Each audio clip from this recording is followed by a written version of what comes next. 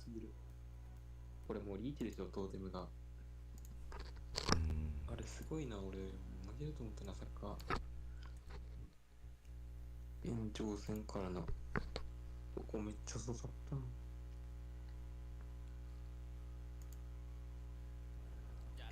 おお、マックスね。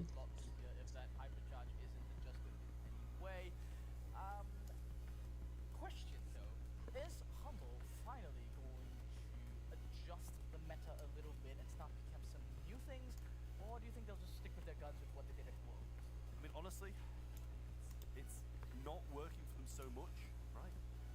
They might need to adjust, but 始まらない。 I think because they've just had such a successful win in the previous meta, they can just swing into it still. Was any of that calculation been 始 changed? まらない We're わ。 playing hot zone here. What are we looking for? Well, typically in a map like Open Business, there's only one zone to really contend for, so no real tactics here.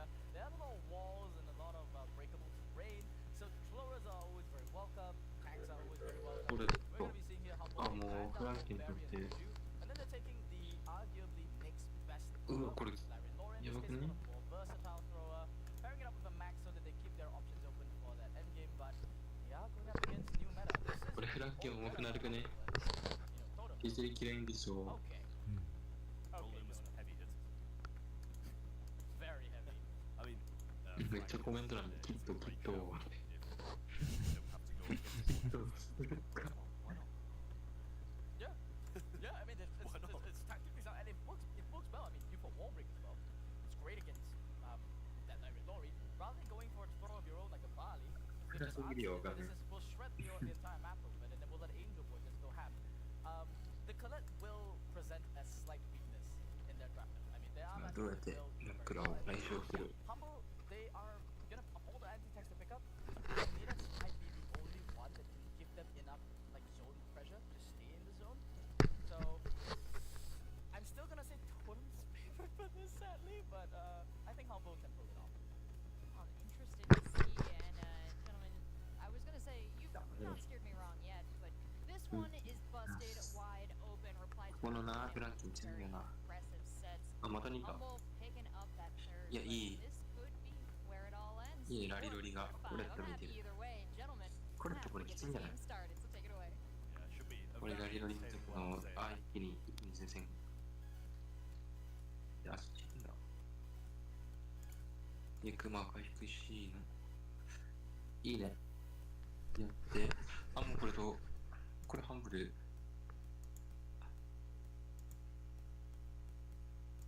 ニータ履いちゃう。ニータ履いちゃたまんの早いな。もうラリロリがいや、もう。 Yeah, so どこで not the 知 best って of る trades フラン for ケンが。 Angel ただ Boy 単 here, に but going to use super and actually stun out the bit. Oh, managed to get some うん answer in the ただ back 単 as に well. 散 Didn't 歩す see るわ。 that. Not that it really did too much effect as 今がこれ取られたか。 guaranteed to be going down. 取られたけど、ラリロリ。 Right there. はい、じゃあ使って。 Well, swoop into the right hand Lucky. side and give a little ル bit キ of が強い、ルキが強い。 I told them they're playing for all the news. で、入ってです。あ、もう、どこ見て削りきれないもん、散歩。 Online yet for any of the three. That meanwhile, Semantic already got フランケンの散歩やん。 Hypercharge of his own. He's gonna get his super real quick, throwing it over to both his teammates. That's gonna give Boss his super, and with the tempo, they're gonna be pushing forward. Angel Boy's gonna answer with a hypercharge of his own, though, just walking down the mid, and just that alone is gonna pressure Humble out あ of his zone.、見れた。やっと見れた。 push them back and break a few of the walls along the way, but he's managed to get them back into their spawn, but those walls had knocked them down. He tried to use that hypercharge super in his last moments. あー、うまく、あ、うまっ。ルキうまい。ルキーマックスうまいな。 Yeah, Humble's got quite a lot of Good, success good. with more. Every Anytime. wall break that comes down just makes Boss a lot worse. Luki with another hypercharge super gonna be coming out. They're gonna be zero in で、 here ところ on が、 the パティ total. で2パー Get ト。 as many な kills as they can with this timing, and hopefully that should be enough for Humble. But I think Nice. Totem should have one more push in them. Yeah, he's got to bounce back with a hypercharge from the stew here, but not going to have it just yet. Thrown out by Maru, needs to push them back off this zone, but just no chance. Potentially still ticking up, just about gets it. And that's going to be a Humble game, continuing their comeback from the previous set. Yeah, Humble is back on the rise. This could be a reverse sweep. I'm not gonna jinx it just yet. I know I just said it. But this game, however, it just felt like maybe Humble got slightly lucky, right? They had the perfect matchup at the start. Lanes didn't really go well. This isn't a map that you can just instantly lane swap either. So, okay, they just mind gamed them. They just did the perfect swap between games. See if Totem can make a bit of a difference. Didn't see a single hypercharge, I believe, from Mori in that last one, so might be the difference maker if he gets it in this. But it's a much better start as well for Humble. Yeah, I mean, the positioning, Angel Boy just doesn't want to meet Semantic, and that loss of tempo is going to give giving 25% all the way side of Humble. And it's still a bad matchup here for Angel Boy. That's why they're just being forced out of the mid. Well, he's getting around now, should be able to take Semantic down, and he does just that. Mori can't quite pounce the boss yet. Eventually gets a super, and this will be his chance to do just that. Misses a shot in there, and loses that mobility that makes him such a good brawler. His partner online right now. Angel Boy almost lands that stun on him. Barely misses it there. Mori's going to be using one of his gadgets just to bring down boss. That is going to concede Humble's mid control.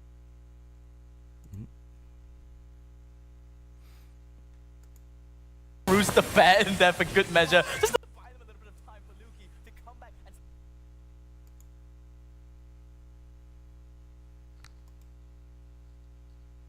lasering down Angel Boy. Second super consecutively coming out here for Luki.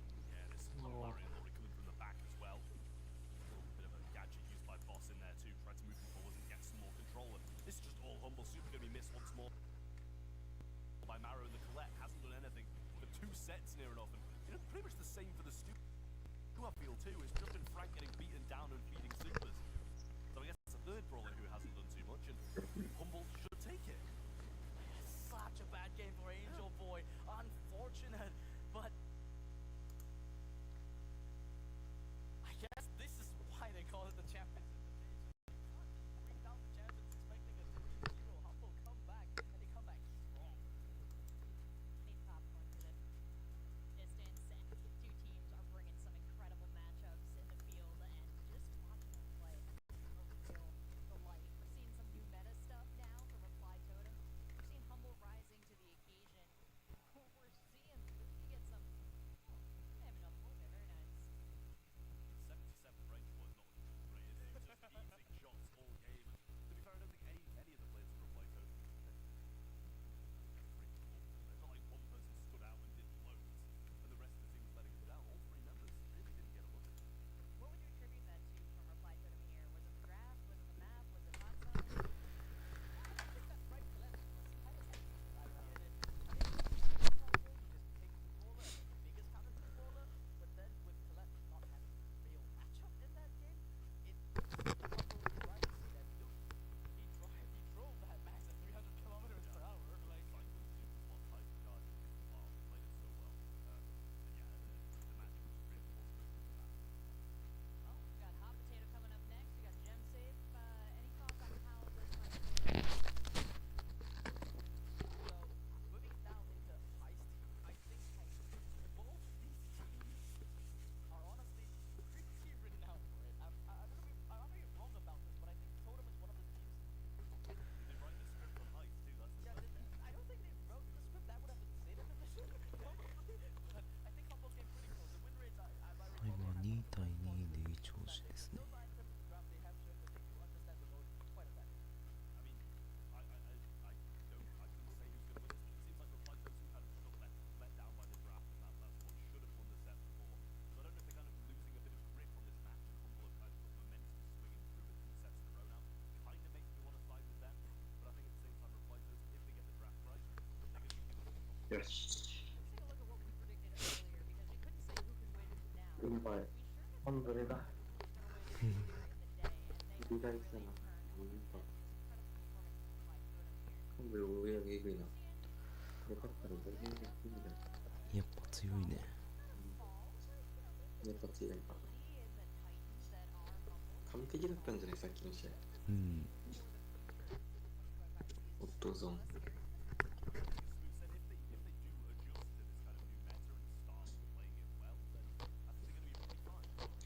安定で。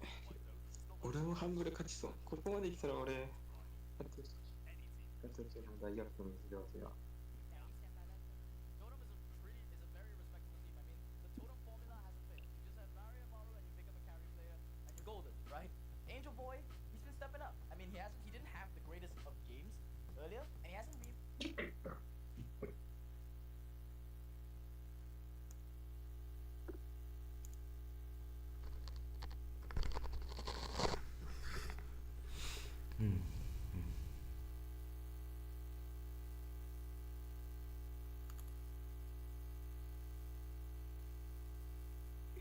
いやもう頑張れ、ハンブル。頑張ってほしい。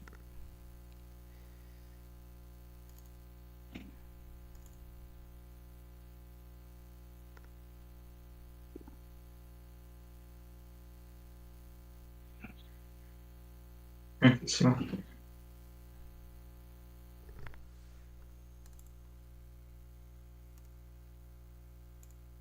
頑張れ。マジで大逆転見せてくれ。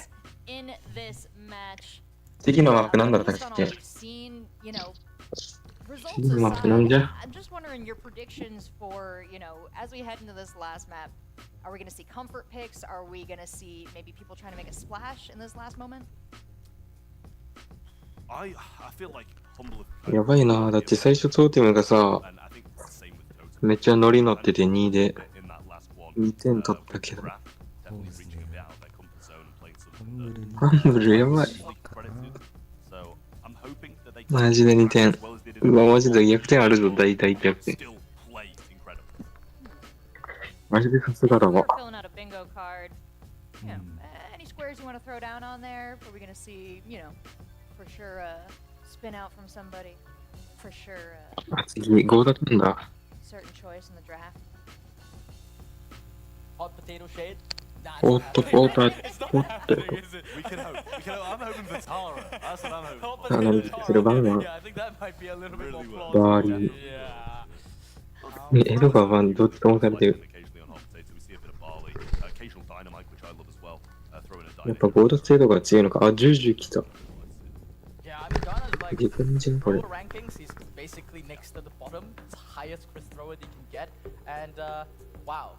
Both these teams, they really hate Edgar because they really want to play throwers. And double ban's going to be coming out from both of them. 10来たよ。 Juju has slipped through, though. Yeah, that should be quite dangerous. I mean, the thing is, right, with all the grass in the middle, you won't even Oh, really have to check. risk your life to get damage on the safe because the extended range that's going to provide you. So Juju would definitely be a good pick. It's fair to say, and Semantic takes it pretty much, not pretty much, instantly. No. That's definitely gonna play into Humble's hands. Massively. Is Juju for me, Humble? Yes. Congratulations, you've picked it up. And Shadow, if you've got any ideas for our bingo card, feel free to fire those over on social media. A lot of love out there. But we've got to figure out this last matchup here. Humble, Reply Totem. We've got Juju on the board. Now we've got Chuck over on Totem. What's that noise? I just hate watching it. Yeah.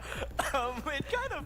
黒が入っちゃったまった It changes the game, right? There's heist with Chuck. めっちゃキットキットってコメントが And what would be the defining difference between them? A もうめっちゃニカニカれてんじゃん down the middle of the map straight to the safe off spawn. It changes it quite a lot. I won't say it's the most entertaining Brawl Stars gameplay you'll ever see, Yeah. but it definitely now kind of favors Totem a little bit. And with the throw hypercharge, that jumping on safe, it can be done pretty quick. Yeah, we talk about drafting traps, and letting Juju through でこれ could be a drafting trap. We did see this happen earlier, but in that case, it didn't feel like a drafting trap. It felt like a, oops, I forgot. worked. Yeah, it kind of just worked. Oops. But in this case, Yeah, but it didn't. leaving Chuck in the pool is definitely a gamble. It could be a double trap, actually, to be honest. Like, if both teams are willing to leave Chuck, they probably do some research on how this is going to be counted. ダイレクトは Yeah, at the moment, Totem, they definitely have a little bit of the initiative in the draft. And what would Chuck bring to this fight that you're saying would be an うん issue? まあ We 自 go 重 full ね now instead. 投げには投げを I mean, I guess Bull's just going to be kind of used on the defense for once, right? Right? Defense, bull. Like, if Chuck's just chugging on in, I mean... I was thinking all in. I was I'm thinking, very like, honest. we win the game before Maru gets hypercharged. We push in early. We get the that. dynamite! I Okay, predicted something okay, right. Would you look at that? Okay, This guy's would like, you oh, look at dynamite. that? Hold on, that's a Dynamite, full- worst throw in the game. Yeah. Yeah, all the throws are banned out. We've got Larry and Ori still in the pool, and they're like, no. Angel Boy says, gimme, gimme. I'll show you how Dyna works. I honestly quite like both of these. Like, I hate watching Chuck, but I think it's good comp. And as you say, Bull, you go all in. And, やばい見てなかった Certainly promises to be an exciting final game here, final set in this matchup between Humble and Reply Totem.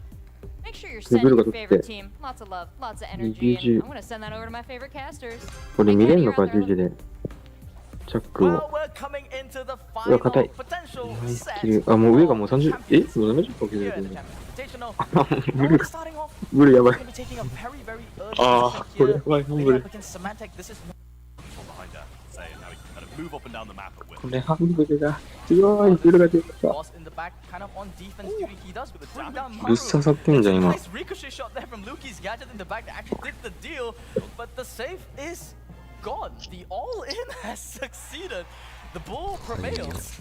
I mean, it just worked. Look He at was that. pinned. He was pinned for the first portion. He goes down and just moves to the other side, and it's a win. It's a win for them, and this could be the reverse sweep of dreams for Humble backed against the wall What? in Brawl. Where Check it's it. match point. こうやってぶつかって、 Pretty やりつけて、あ、やばい。 much everything's in. すごい。 Yeah, I think it's actually one of the rare complete total sweeps because Totem won 2-0-2-0. あ、and う then まい、 in このガジェ。 Brawl, it was a 2-1, and then now we're looking このガジ potentially at ェ。 another 2-0-2-0. And already off to a good リ start. コがもう Symantec is 削 in れん。 great position. The Chuck has obviously これ gone on to 削 do って some things. They're going to be answered there by Humble real quick. Boss is going to be getting his Gris out here. ブル来た。 Luki going to be piling the damage now onto that Totem save. Catching used there as well by Bull. Maru just going forwards, did get slowed down by Gris on the way. The boss taking the shot to the face. Not really too sad about that. He's not だけど、 really まあちょっ under と any、pressure. でも完成してるもしかして。 Now moving back, Samantha going forwards. これちょくちょく削られる前に行きたいな。ああ、来た来た。ブル来た、ブル来た。ブル来てる、ブル来てる。怖いよ、これ。 A big battle boom going to be dropping that to Angel カメラ Boy. カメラ。 It's going a lot better for Reply Totem. Shock's damage is starting to mount up. うわ、もう強い強い強い強い強い。 Doesn't have that これやばいんじゃん。 miraculous これやばい。 presence as 取られた the な。 last game, but the damage is going to be coming in here right now. Yeah, really nice stuff from Samantha once more. The hype charge used by Angel Boy thrown out, gets some good damage in. Down goes Juju. And Maru did come forwards at the same time. Luki's going to fall as well, and now he goes back. Throws shot available. Hypercharge goes in onto the safe, and goodbye. Reply Totem answer, and it's double match point. This could really go the distance. It truly has completely gone the distance. It's no longer a total reverse sweep. As Reply Totem make a statement that our comp still has a little 強い poison ね、やっ inside ぱ it. With。い Maru や、これ on もう that どっちからかお hypercharge. かしくない Let's な。 call it a でも new ブルはも poison. う、ブルに。 It's the secondary win condition. The Chuck doesn't really work out. Farmer off the super of the bull and then nuke that save. That was so much damage coming down at 組みで。 that time. They've dealt with だから、 those aggressive pushes in the early game a lot だけ better. ど、今後、 Kind of 自主がそこで。 Yeah, Uah, we're really not too sure what happened in that game number one, but I know this for sure. あ、もう Totem 硬っ right now they're looking ジュジュ a の lot こ more れ confident in this game. Looking at ジュジュ their の感じ、そんなこと。 way that they're playing humble. The other one on the defense here, but Boss is going to be going aggressive and getting the first kill of the game. So あ、黒も diving in, but just feeding super 黒の through 方 there. 一応 Maru gonna get なくな another い kill onto Luki. This offense has gone seriously wrong for humble. Yeah, and a jump from Mori instantly gets Yeah. hypercharge as well, and this is going to be dangerous. Yeah, Chuck goes but back I'm- in, tries to free up some room. The rest of his えぐい削りして。 wait for someone to step out of line. Stun comes in. これやばい。 Isn't going to be the guy to step out of line. He just choosing to go so aggressive. This game is going to get a lot harder. エリコが入っちゃ使うもん。 Luki can be blown up there こ by こきついな Angel もう。 Boy, and the nuke is incoming, and あだけど Maru delivers 入っちゃ looking at that safe もう damage. 入っちゃでも Look at that humble 言葉削るしかないもん。 completely crumble here. だけどガジェット 35% ガジェットで止められて Symantec falling, Luki あまずいぞこれあーあ She gets something done, but you know it's an empty hypercharge. No super, no shots landed. これはもうやばいな、終わったねこれ。で、 Good job of it as well. え、 27% left on Humble's うわ、 side. Good in comparison to the 89 left on the other side. In goes the hypercharge, but stopped もっと instantly これ by め the っちゃあるん gadget. ちゃうかな Goes って思っ forward, た and surely Humble can't hold on. 14% left on the clock here. Maru, he just needs one more super or one more crow to come in. Maru coming in, the final damage is there. 2% and Reply Totem have done it. They've eliminated the champions for the Champions Invitational. Oh, いや、 yes. 嬉しそう。I'm excited. You guys aren't excited about this? I am, but my prediction's ど gone. うよくないか、今回。 They thoroughly deserve that one. How they bounced back after that first loss in 俺、次の試合ってどこでどこ大好きで deserve it. Oh. I love seeing Maury smile over there. That's the first time I think he's made direct eye contact with the camera. Just get the hair Congratulations, cam bud. usually. That was thrilling. Right down to the final game of the final match of that. Yeah, the, yeah, right. the final set. I'm Oh, scrambling now they got because the- again we had the script. Now we're off script. This is we're in uncharted territory. I'm throwing the cards out. トーテムが強すぎるよ。 What do Yeah. Reactions. Just これ tell me more about how も you う終わりよ。あれ3点選手、 Yeah, 70-30 I said. 3ポイント選手です。 Where's the camera? 負けちゃったか Totem, I would like to もう apologize. 終わりだ。 I doubted ファンブル your 負ける drafting か。 capabilities after that 準 first 決 set, and I was wrong. Please take that from me. The last few 勝っ drafts た were しかった。 brilliant, and I think that ファンブル honestly 勝ってほしかっ speaking, た they。more or less, aside from Hot Zone, they had it in the bag. They really did. It was actually incredible from Reply Totem how well they were able to そう stack で up, ね、 take 決 the first 勝。 two sets, and then even with the backs against the wall with the reverse sweep, they managed to come back and win that one. So yeah, massively commendable. 次やるんよ。 Reply Totem. Big SK でしょ。 for our brackets now. Let's い take や a どっ look ちも強い see な。 where we're at. Humble, the reigning world champs from EMEA. え、相手 are どこ gonna です sit け the の grand わかんないんだけ final ど out。this time. 誰かな Maybe they'll be cheering for Reply Totem because I would hope that the team that beat the world champs can bring this home, but they've got to get through leftovers or SK Gaming. We talked about how this is an equally でも close match 強い from な。 perspectives, but seeing how Reply Totem really mixed things up here, do you think this is やっぱブル見好き感じね、あれ。 some stats as well? Oh, I'm not sure. I think I kind of have to go with SK just off how well they played and the drafting that they did. Leftovers did the same. They played well, they drafted well, but SK just looked on another level. Well, this is a wild outcome to experience at the very beginning of the 2025 Brawl Stars season. Let's see what is ahead for these teams after they make their debut here in our Champions Invitational. Gentlemen, so much to come for professional Brawl Stars. Spoo, what stands out to you here? Well, being the APAC Southeast Asia person, I've got to say the biggest thing for me that's obviously great is the fact that Southeast Asia is getting 2 spots. That is an increase by 200% because we used to get 0. So it's absolutely wonderful. I think honestly every single change there could have been zoomed into, and this is like the culmination of improvements from all the years, and this is probably one of the biggest like dream format that we've been hoping for. これまた予想しようとかなかっ It's た a な。 very positive looking 2025, I'll tell you that. I like all the changes, and obviously with the addition of the Brawl Cup as well. It's another in-person event that we get to sink our teeth into. Yeah, ifこの this 試 is 合 the やばかった。 quality and the caliber of gameplay that you can expect to see throughout the これ year, 圧倒的すぎた。 Brawl Stars fans, you この guys 試合 have は。 luck. We're gonna take another look back at those incredible キックが良 plays か from った。 that 違う、 last ルーが match. 働 We'll き be すぎ。 back with our second semifinal. ルーが働きすぎです。いや、まあ、ダリルも頑張ってたけどね。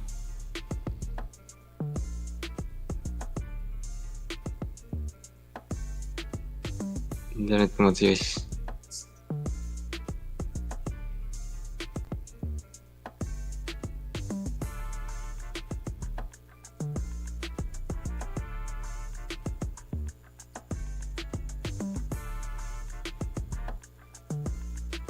めっちゃ盛り上がってる。意味が分かれば言語。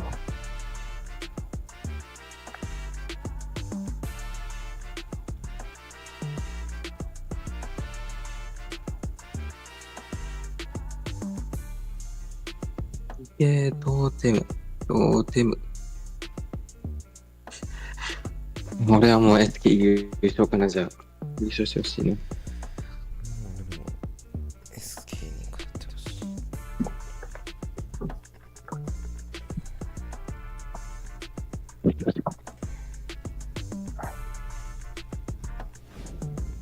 The Champions Invitational, powered by Snapdragon Pro Series, is brought to you by なんて読むんだよ、これ。 Snapdragon Elite Gaming and レフトバー DHL. ズなんだこれ。レフト。 Welcome back to the Champions Invitational. I was just working on a SK littleバカ flash 強い here, か but ら。 no, don't put this down because we got another semifinal to get to, and if it's anything like the last one we saw, SK I'm gonna 頑張 need れ to。exercise my pog face because that was some wild わかんないな、 stuff 強さが from 相手チームの。 Reply Totem taking out Humble. Reactions, SK しかわ Kenny, か you ん had な to い。 watch out from the back room. It should have ended at 3-0 if I'm being honest. I was really impressed with ジョーカーが、ジョーカーマジ強い。 with Humble defending world champions. Besides that, I feel like a lot of what they're known for is how intelligently they drafted last year, and I think that was a big thing for them, and it really felt like more sets than not Totem won.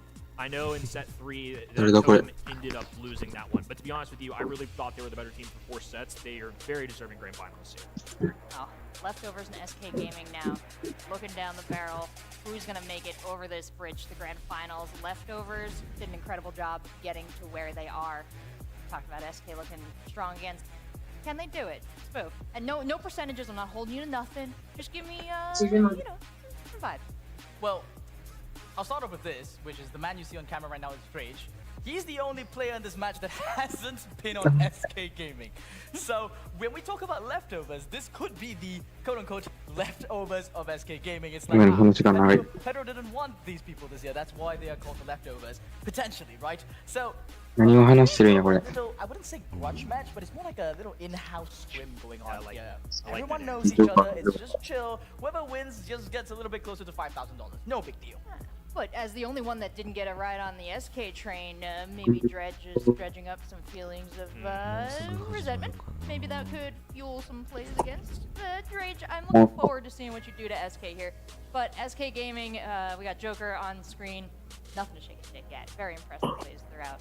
そろそろ始まりますって言ってる、多分。 Joker was actually a huge reason why they dominated their opening match. I think his max game play 最初、 was ホ very ットゾーン。 solid. And something we're on the lookout for this year is how OP is going to kind of fit into this. ホットゾーンなんだ、 Earlier 最 in 初。 the quarterfinal, but SK Gaming changed things up a little bit too. I mean, they had Lana, who's obviously on this other side now, a very personal rivalry for all of them. Like you mentioned, Drage literally the only one that hasn't played for this roster, and obviously he has not been known to necessarily love this organization.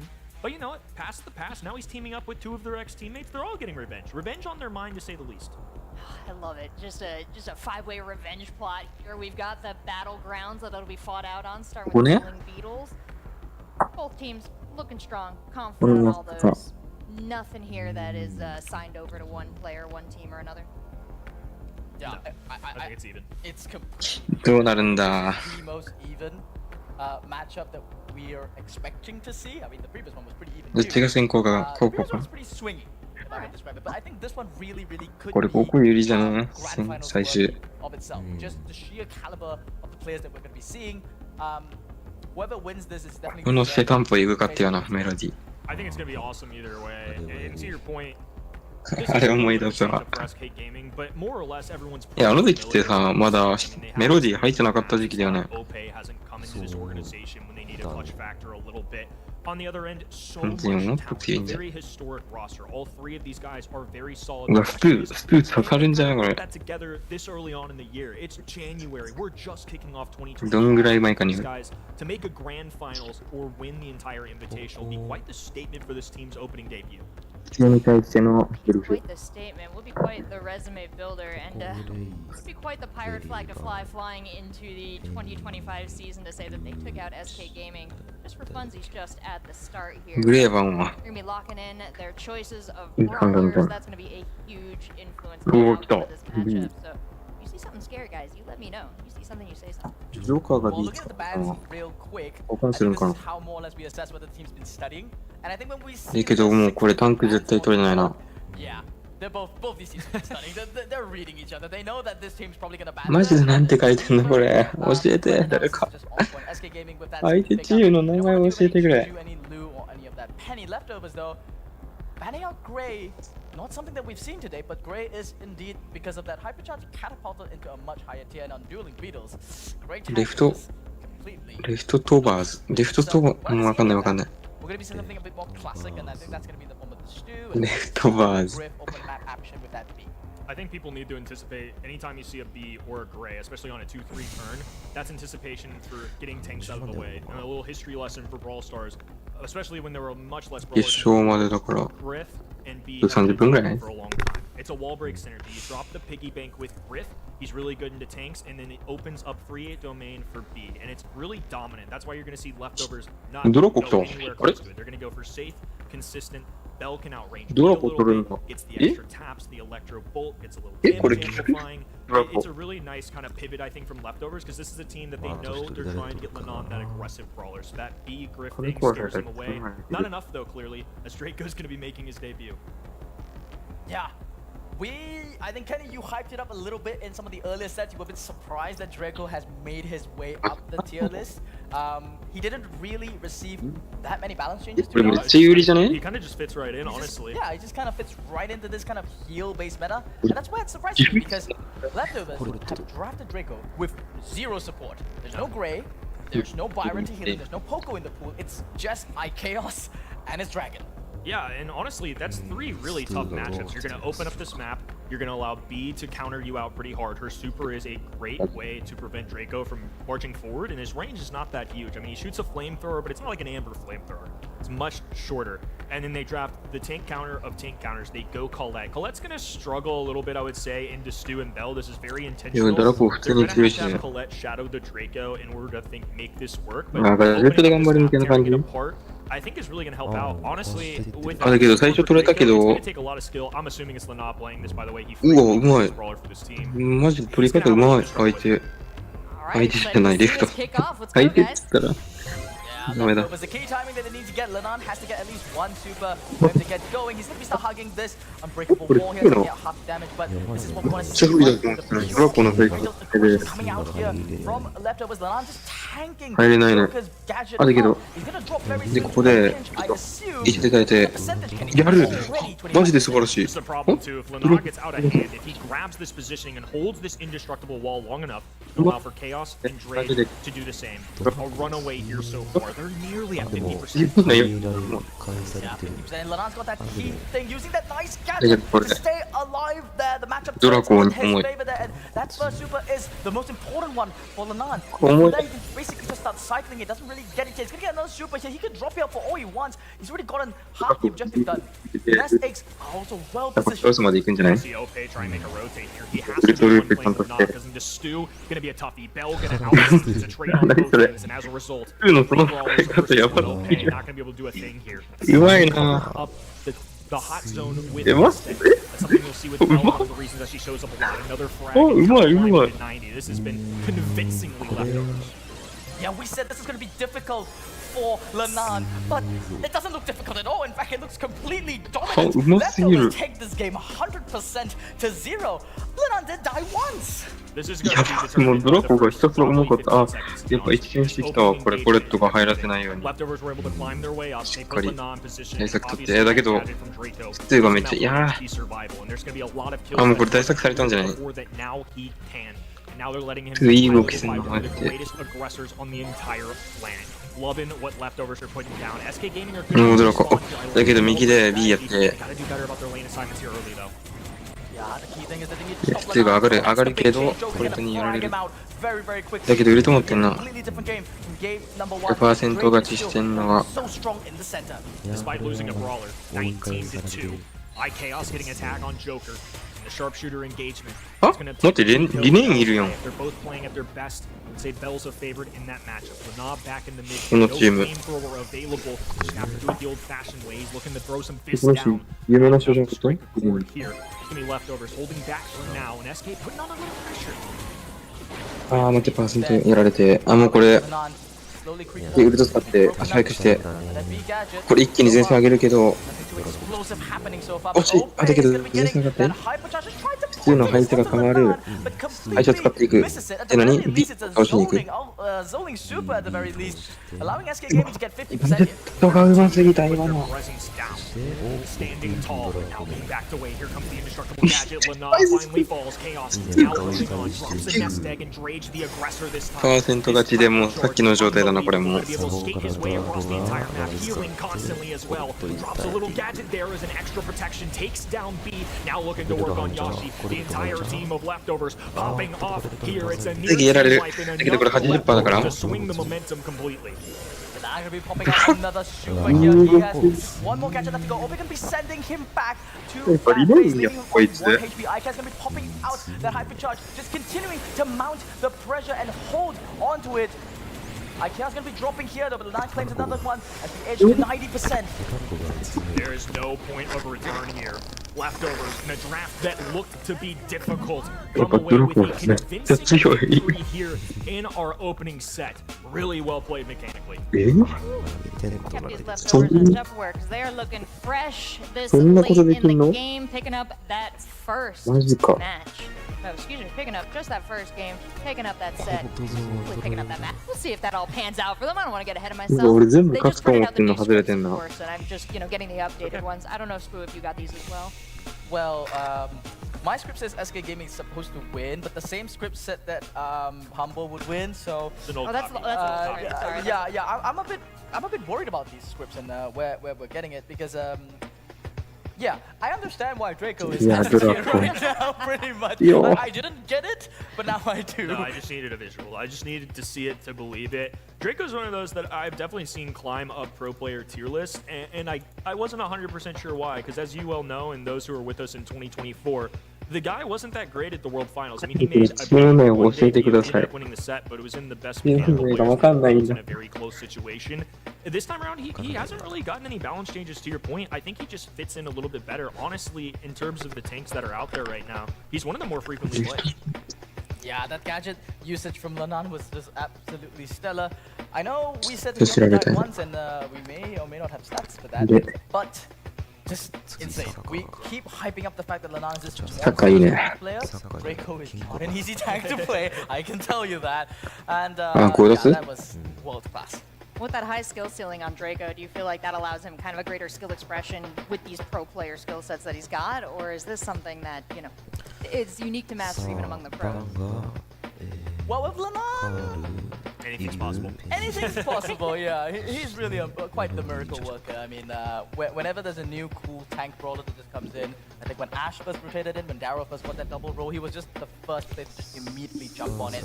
And I hope we'll get to see that Darrow pick up here in Kaboom Canyon because it's actually viable here. I think so too. Double Penny ban is interesting. Penny is one of the most, if not the most frequently played, I would say, in the professional scene right now. So they're going to remove that from the equation. They're going to have Angelo be picked up, which I would be kind of surprised if it ends up being Linaz. He's the first to draft. Obviously, these guys can swap just like you can in your ranked games at home. That's not necessarily his strongest suit, I would say. Like I always mentioned, this is what SK Gaming did last year, and every team that he's a part of, their strategy rotates around him. You want to give him the best chance possible. That's why he's the one piloting the Tito. Edgar's やっぱ強奪ではきっとって言われてるわ。 Rims for Kaboom Canyon, so we'll see what he ends up picking up here, and maybe they'll play it safe. I don't know, but I would be pretty surprised. Now, The as name these got teams were too preparing for serious. each other, you called out in the last draft that obviously they had done their homework. They had known what the other team was going to play, and that was indicated by the lack of doubles in the draft. But now we're seeing this with Penny. Is that just an abundance of caution by both teams? Yeah, that's a good way to put it, pretty much. Lane I guess sometimes you 復讐 don't want to play against a particular brawler. Sometimes it's annoying. Yeah, it'd be that simple. And both teams were like, no, thank you. マジで素晴らしい動きし Here て we たも are ん with。our remaining, and we've got our back in. Yeah, this is a lot more expected, I think, to Yeah. say, the current meta. Kaboom Canyon is leaning towards more of that Dobra,強い。 meta, especially when you pick up いいじゃ Juju. ん。 With Chuck and Melody ベル the only brawler left for the dive meta is going to be that Darrow pickup, and I don't think you want a うん、 Darrow 僕リク好きやな。 Juju because Juju's got a passive slow Yeah. when you're standing on water. It's the only brawler in the game that has a slow in its basic attack. Yeah, it's a toughie, right? They kind of round this out with Juju, who's got the extra ability with water, the elemental aspect to her, and then Lolo's been showing up a lot more as well. I feel like a lot of these mid-range brawlers have kind of started really rising. I feel like before it was kind of aggressive or long range in our World Finals time towards the end of last year, but now it's a little more diverse. That's why Griff's been showing up a lot more. B's been showing up a lot more. They want these advantages in the mid-range, and that's why these guys are showing up. And is that because some of these brawlers, despite whether they're strong or weak on basic attack and defense, do have these little utility options that do change a fight kind of in unexpected ways? Or is this more that you really need to expand your pool to just remain unexpected to the other teams? I kind of think to your point that it is going to change the game up a little bit. Having somebody like Griff is going to allow, similar to what I said for B earlier, you pop a piggy bank, you open up that map a little bit more. Griff could have been partially a good hybrid of tank preventative, also some good time, safe damage as well. That could have just been a safe blend. I think Griff's in a pretty solid spot in the game. I think Nani's kind of a fantastic そ別は何で返 honest す with you, into the Angelo, into the Piper. Nani is not the best sharpshooter, but Nani is the best あ、だけどあいつもいいな。アンジェロも And and that's a mouthful, but it's the truth. Yeah, not the first time we've seen him on Kaboom Canyon either. It's an exciting one for sure. SK Gaming, this time the draft seems slightly in their favor. Nothing looking at leftovers that you're like, oh, maybe something's cooking over there, something's simmering in the pot. We don't quite know yet. The lid. They've got a bit of a tempo lead, I mean, getting into that early game. But if I'm being honest, that Nani last pick, Kenny, it looks brutal. Yeah, I think that was a really good answer. Not a frequent selection, but one that must be remembered. Leftovers still walking into this one with no lead. They did it with a surprising draft last time. The mechanics were something that caught us off guard, and doing so against SK Gaming again would be a statement here in our opening tournament.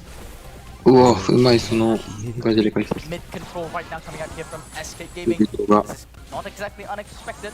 Grip is the big weakness there. The side of leftovers, and there's no good matchup against this Nani. The ego is already online, and as long as SK Gaming should be fine. Sneaking up there from Yoshi, though not successful, going for the wrong target there. And D'Angelo just might not be the brightest idea. That is a tough death. Now IKAOS can distribute his teammates out. The left, mid, and right. Lana, the most HP, gonna press forward just a little bit. And Nani keeping coming. So will it be a teleport? Will it be a connection? It's gonna be a takedown. Yoshi now lobbing up the long range. IKAOS does not have a chance. SK Gaming don't have a lot to show for it yet. Still 26%. だけど、ジュジュのここのタイプ。壁割られてるけど、どうなんだ。あ、次なんか、交換したみたいな感じ、今。で、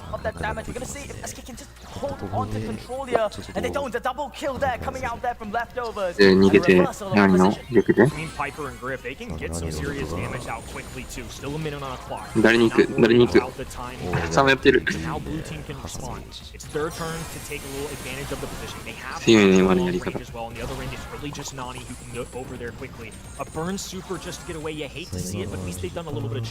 ェロがやられてるだけど、ジュジュのガジェットがな。うまい。そう、全部当てたぜ、今。レインが全部当てて、ここでやっていく。何これできてんの6だ。Put leftovers in a defensive stance, and now they're forced to just use a desperate piggy bank, giving themselves a little extra room. Not enough there though. It's still SK Gaming aggressive. まだ SK が勝ってるんだ。一気に削りきれない。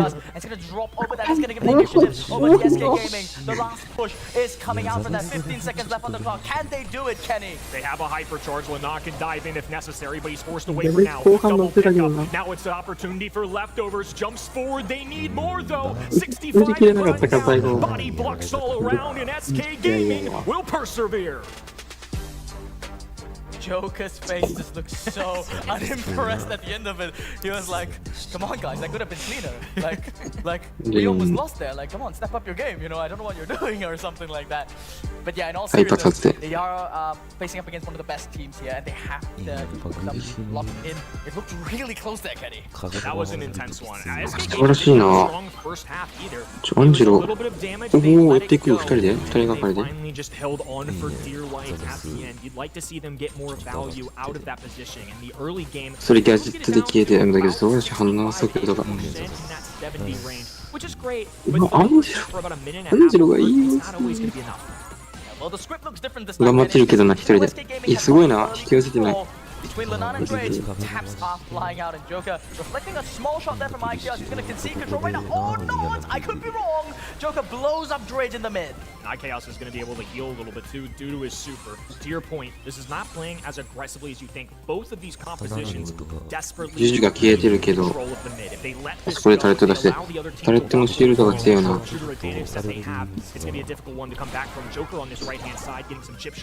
そこでガジェットでカウンター。ジュジュがやばいな、あそこの位置。あそこの位置辛いんじゃない？強いぞ、あそこの位置、ジュジュが。厄介やぞ、ここ。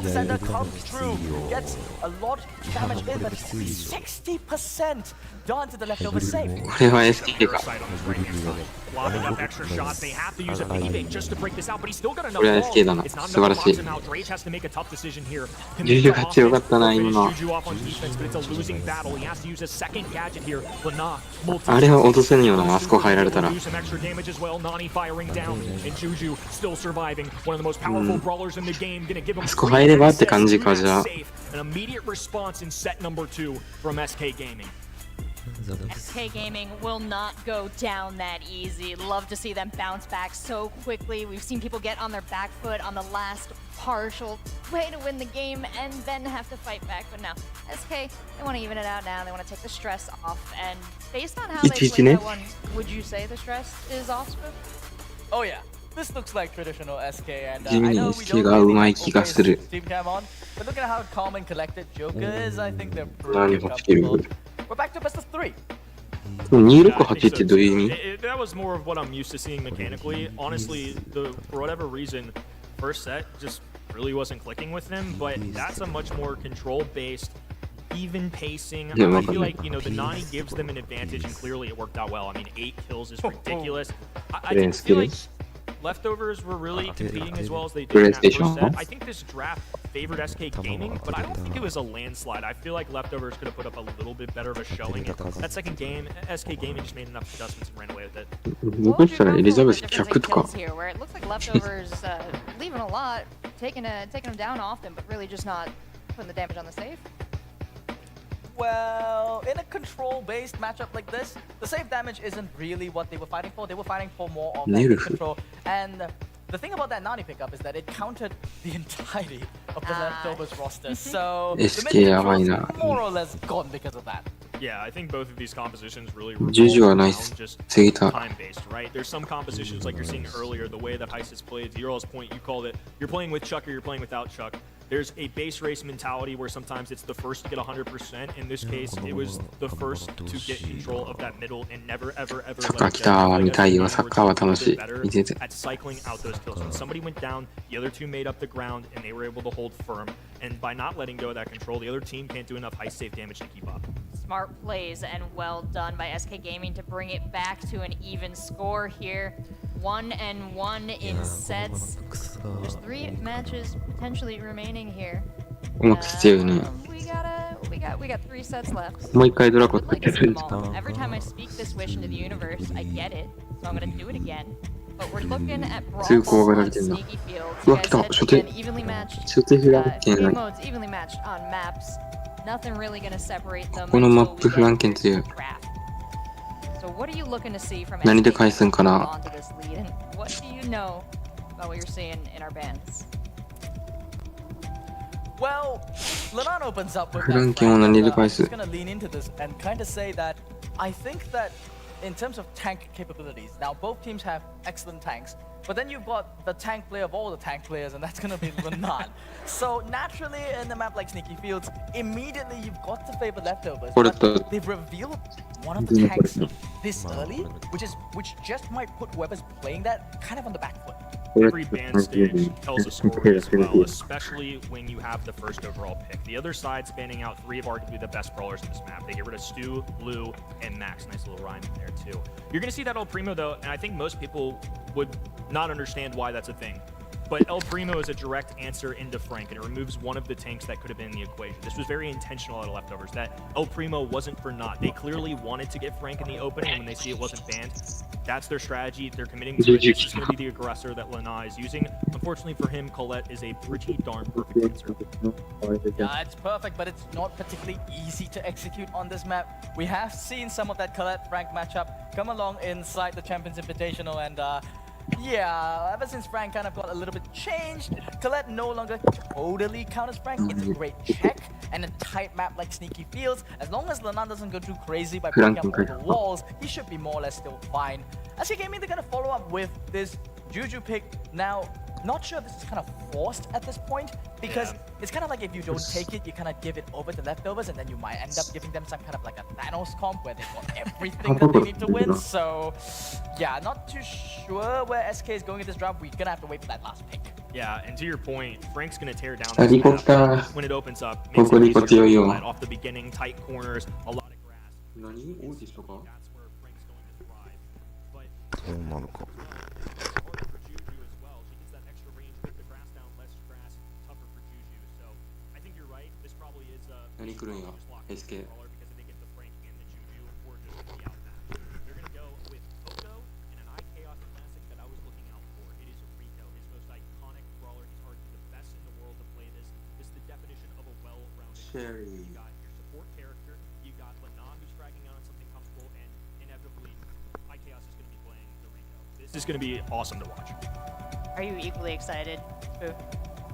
Yeah, I'm very excited. Yeah, I have to wait yeah. for that final pick coming out here from SK. わかんないな、シェリーは。マジだから。 Okay, okay, I'm done. All right. Show's over because that's the tutorial brawler, and we've not seen her だから since ピックが hypercharges. プロが考えるピックがわからなすぎ Among the て。 first hypercharges, and you know, we talked about things that could potentially work up against the Frank. They're doubling down on that weakness, and of all the counters to go for, they've gone for the most flashy one. Yeah, and once this map opens up too, it gets harder for her. She does have a gadget that gives her essentially a sniper shot. It still deals a ton of damage.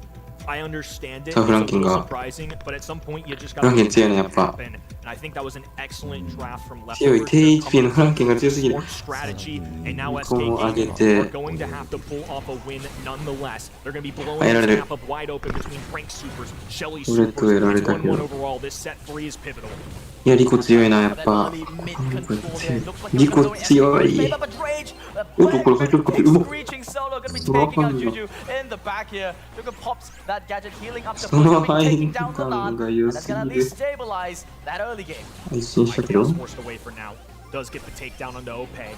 Yashi able to hunker down over these walls, and now he's going to be overrun by multiple brawlers. Has a super Drage. Fires connects. Drage with a bucket here. A little surprise attack there gets them just enough to take the lead. I didn't expect the speed from that hyper to really make sense, and Yoshi's going to be taken down by Drage once いや、 again. ここが Let's get it pinched out bad. 強い、ここやっぱ。入れられる。間に合わんかったな、俺ら。まあ、ウルトラにやってけばまた。これもう1点取ってるからね、忘れないし。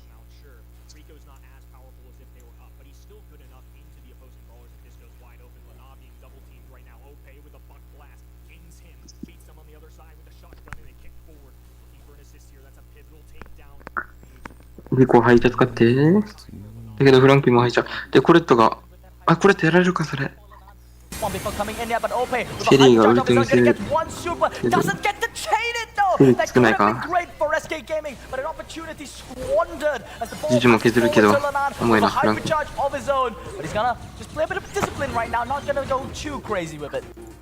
ここがいい動きすんな。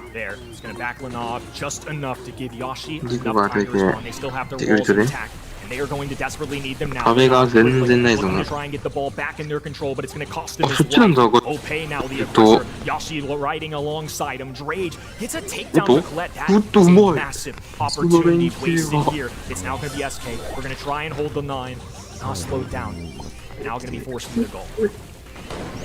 Very close. Lenon barely kept alive there by Drage. Is going to be getting down. Yoshi Hypercharge comes out here from Joker. He's got a super up. He's going to pass it onto the left side. Ope! The coordination is perfect. Unbelievable goal だけどもうコレットが来るんだよ、ここで。ほらもう。 and the walls will come down. Lana has a super available. Yashi has assistance. SK dribbling, looking for ball control. Going to throw it right into Drage's hands, though. It seems they're going to be focused on just getting takedowns. Yeah, heading into this overtime, we wouldn't know who's supposed to have this advantage here. But right now, SK Gaming with that hyper. They're going to get a super, and it's going to be an easy pocket onto the left side, an undefended goal. That was a lot of fireworks going off in that game. Honestly, at any given moment, I think that could have gone to either side. It took SK Gaming a second there, but I think the beauty of their comp is if they can get to overtime, Rico's really the only thing they have to worry about. It's at Rico's most vulnerable state. Colette honestly did a great job in the second half of focusing Lana down, making those supers. I think the choice of the push it allows them to not put as much pressure on the ball. It's harder to play offense. Lana swiping away though, clobbers his way down the left-hand in. Drage with a little chip shot, one-on-one. The wall is broken down. I don't know about that throw there. I think Drage may have been aiming for that wall to keep in his possession, but regardless, it's not going to lead to a leftovers goal. Yeah, that's is gonna feel bad for Drizzt, but he's just gonna move on from here. Lana gonna be sneaking up here フラ on ン that ケンがガ left チで side. うまいな。 Without that other gadget, he's using noise cancelling. It's not gonna be enough to get any of these matchups down. Now the ball gonna be shifted here on the left side. Ope is taking charge of it as SK positioned for another goal scoring opportunity. Ope has a super available. That's a takedown on the Drage. Chaos pocketing the ball. Lana swiping away. He will get a tag here on the Vargas counter. Shelly still standing though. Gonna make things tough. And the super from Juju forces Lana away. Leftovers, they may be expanding in positioning, but they have to go for this ball. フランケン They're が gonna い send つ配 Lana 達買 there ってく now. るかやな。 Yeah, Lana is gonna be picking up the ball. They can't 来てよ来てよ、一気に offer 下げ because they て。 know what's gonna happen if they get there. But honestly, Kenny, as the map starts to break up, we might just be entering overtime before これって overtime. 落とし That's たの what でか Ope く is ない doing. あ、だけど、 Shredding open the map 配 and 茶、 just giving 配茶 Joker 強いな、 more ジュジュの。 offensive あ、 minions ちょっ with と配 that 茶じゃない。 Drake. Hypercharge super gonna be coming out, but Drake barely survives it. Sharpshooter Shelly on the prowl now. Lana bubbled, has a hypercharge available, will go for it, makes no connection. They still get a tag on the right hand side. Ball right in front of their faces. 2v2. Now a little extra assistance from the voodoo doll. It's enough to take down Frank and allow SK Gaming to survive. I can't believe that the Shelly is working, but amazing Flanking story. gets so- It is. Ope flashing that super and getting that lane swap over. He is chasing after Lana. This is one goal to make his life as miserable as possible. But here, Hypercharge coming out here from IKS. The laser beam flies across. ウルト持ってるんだよ。 Any pickups just yet. We're barreling down back to it overtime が again. ウルト。 Harder for IKAOS to make those flashy plays that he's so renowned for. う Now it's going to push leftovers back. 30 on the clock. All Juju the のその supers 感じで。 available. It's going to be a full house for これは SK やって Gaming. た Taking on this left-hand side. The slowdown going to bring a Lana back just a little bit, but not enough to put too much これは pressure. 本 Still 当にな。 fighting for control. Rage falling now though, popping out that gadget so that he doesn't get crowd control. Lana gonna be pinned to SK the wall. 強いやっぱ。 And IKS dropping here on that right side. Yoshi's dropping out that Grizz as well. Ope holding on to that super, Oi. flashing it out there. He breaks open the left side of the wall. He just needs to find a way to get this ball in. It's the easiest way to do it. It's just to get a team wipe first. And SK Gaming are gonna be taking this set. SK Gaming takes the set. SK Gaming surprises you with the Shelly pick. SK Gaming looking so... What does SK Gaming not bring to the table in this matchup? They have done so well, Kenny. This is one of those instances where we talk about doing your homework. Obviously, it's a new year. We've had 2 balance changes since Worlds. That's off the script. That's clever. That's experience all coming in clutch. Shelly is by no means a special brawler, but into that matchup, that's the creativity that takes you to another level. And as a result, they're going to take a huge 3rd set now, giving them the lead here in the match. And that final team wipe played out so well for them, came at the perfect time. But how did they pull that off coordination-wise in the last couple seconds? Who would you attribute that to? Well, ironically, I think it probably has to start with Yoshi. I think that Juju pickup on that super and getting that kill onto IKEOS, the sole defender that really can stand up to any member there of the of the SK roster was taken down. And the respawn cycle just came in too late. They could have waited for overtime, then scored. But Ope was like, guys, I've got a super. What are we waiting for? Let's end the game right now. You've already got a pick off. I mean, let's just make this happen. And yeah. Yeah, a lot of back and forth to say the least there. And I think towards the opening of game number 1, we saw Colette get off to a little bit of a slow start. And I feel like once she got her lane matchup appropriately, she was just swiping through Frank instantly. It's a really tough one to play Frank there. I know there were moments where he was obviously getting some good kills, but at the end of the day, he's playing into a Shelly and a Colette. Even for a world-renowned tank like Lana, that's an impossible task at a professional level. Well, we're leaving the sneak and we're going out in the open for our next map. What are we going to see that's kind of different here? Because it does sound like a bit of a different situation, I do believe. Yeah, not just in the title, but the game mode as well. I mean, a lot of the brawlers that we just saw, Shelly, no matter the situation, should not show up here. That's what we call a mistake. But out in the open, still going to have some of the same brawlers apply that we've seen, at least in this match. We've got brawlers that are going to be sharpshooters coming out here a little bit more. RTs of the world, the Angelos, your stereotypical Pipers, your Bells. But also Juju and some of these brawlers are still going to apply as well. Honestly, today has surprised me with how many of these, maybe not top of the tier list throwers that we've seen show up in this game mode. Yeah, and the bans are rolling in now, and as you mentioned, yeah, RT is going to be picked up, but running the bans real quick, and Leftover's going to be banning out that Max, that Kit, and that Brock. So one of the wall breaks that's most commonly used here is going to be removed. SK Gaming though, they're going to be respecting the Juju, banning it out. Jean banned out, really annoying magic hand, and Angelo just in general very anxiety-inducing to play against. So removed here from the side of SK Gaming. Yeah, it's another instance where the ban stage, even if we didn't know at the first pick, we could infer that it was definitely leftovers. Max, Brock, Kit, solid brawlers, definitely not must-haves on this map compared to something like a Juju, an Angelo, a Jean. Those are key brawlers for a strategy that any of these teams could have run. So I think that's a good call to get rid of that. Having Pearl come in here, this is a consistent one again. In most game modes, not going to be her thing. This is one that works. Yeah, Pearl right now has been on the rise. We are in a little bit of we're out of the tank winter. Yep. But now we've entered a new type of winter where it's kind of like the sharpshooter tank winter, where Pearl and Lola and Gaz and Artie, the fat sharpshooters basically are kind of taking a bit more precedence.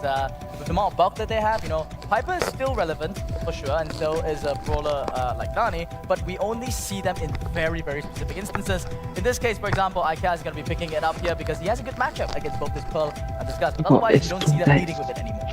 Even Piper is going to be a solid turn here too. I think having the extra spawners and Eve's ability to traverse over water is really helpful. I know they're kind of all similar molds, right? They're not necessarily all sharpshooters, but they've got the long range. They can provide that utility as well. I think RT at the end games is something special too.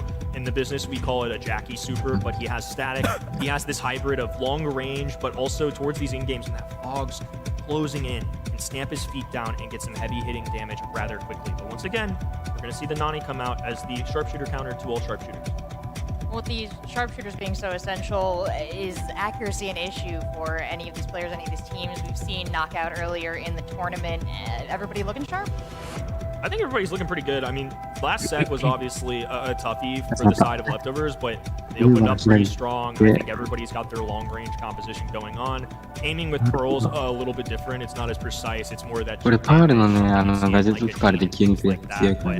These guys are the best of the best. This is a high moment for leftovers. They're going to be trying to come away here with set number 4 and drag us to 5.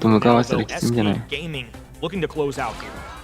Yeah, SK Gaming looking to close out here. They're very comfortable with this type of comp. I know Pedro loves these type of comps whereby aim is not too big of a deal. You know, you pick brawlers that have all pretty consistent ideas here. And I know Pedro also loves his endgame strategy. Yeah, in fairness, it's going to take some pretty perfect precision, right? The more sharpshooters you incorporate, the more it needs to be perfect. And it's something like a Pearl, you can apply pressure, get a little chip damage in here like you're seeing. The fire damage, to bring Lenage down just a little bit, push them back, and now they've got complete control and the takedown alongside it. That's pretty much irreversible. A 3-2 matchup at a professional level, impossible, let alone now a 3-2. Yeah, and leftovers, they didn't even get anything out of it, right? I saw one shot come out there from the Viper. Not even getting a super, so no tempo lead he's going to get here.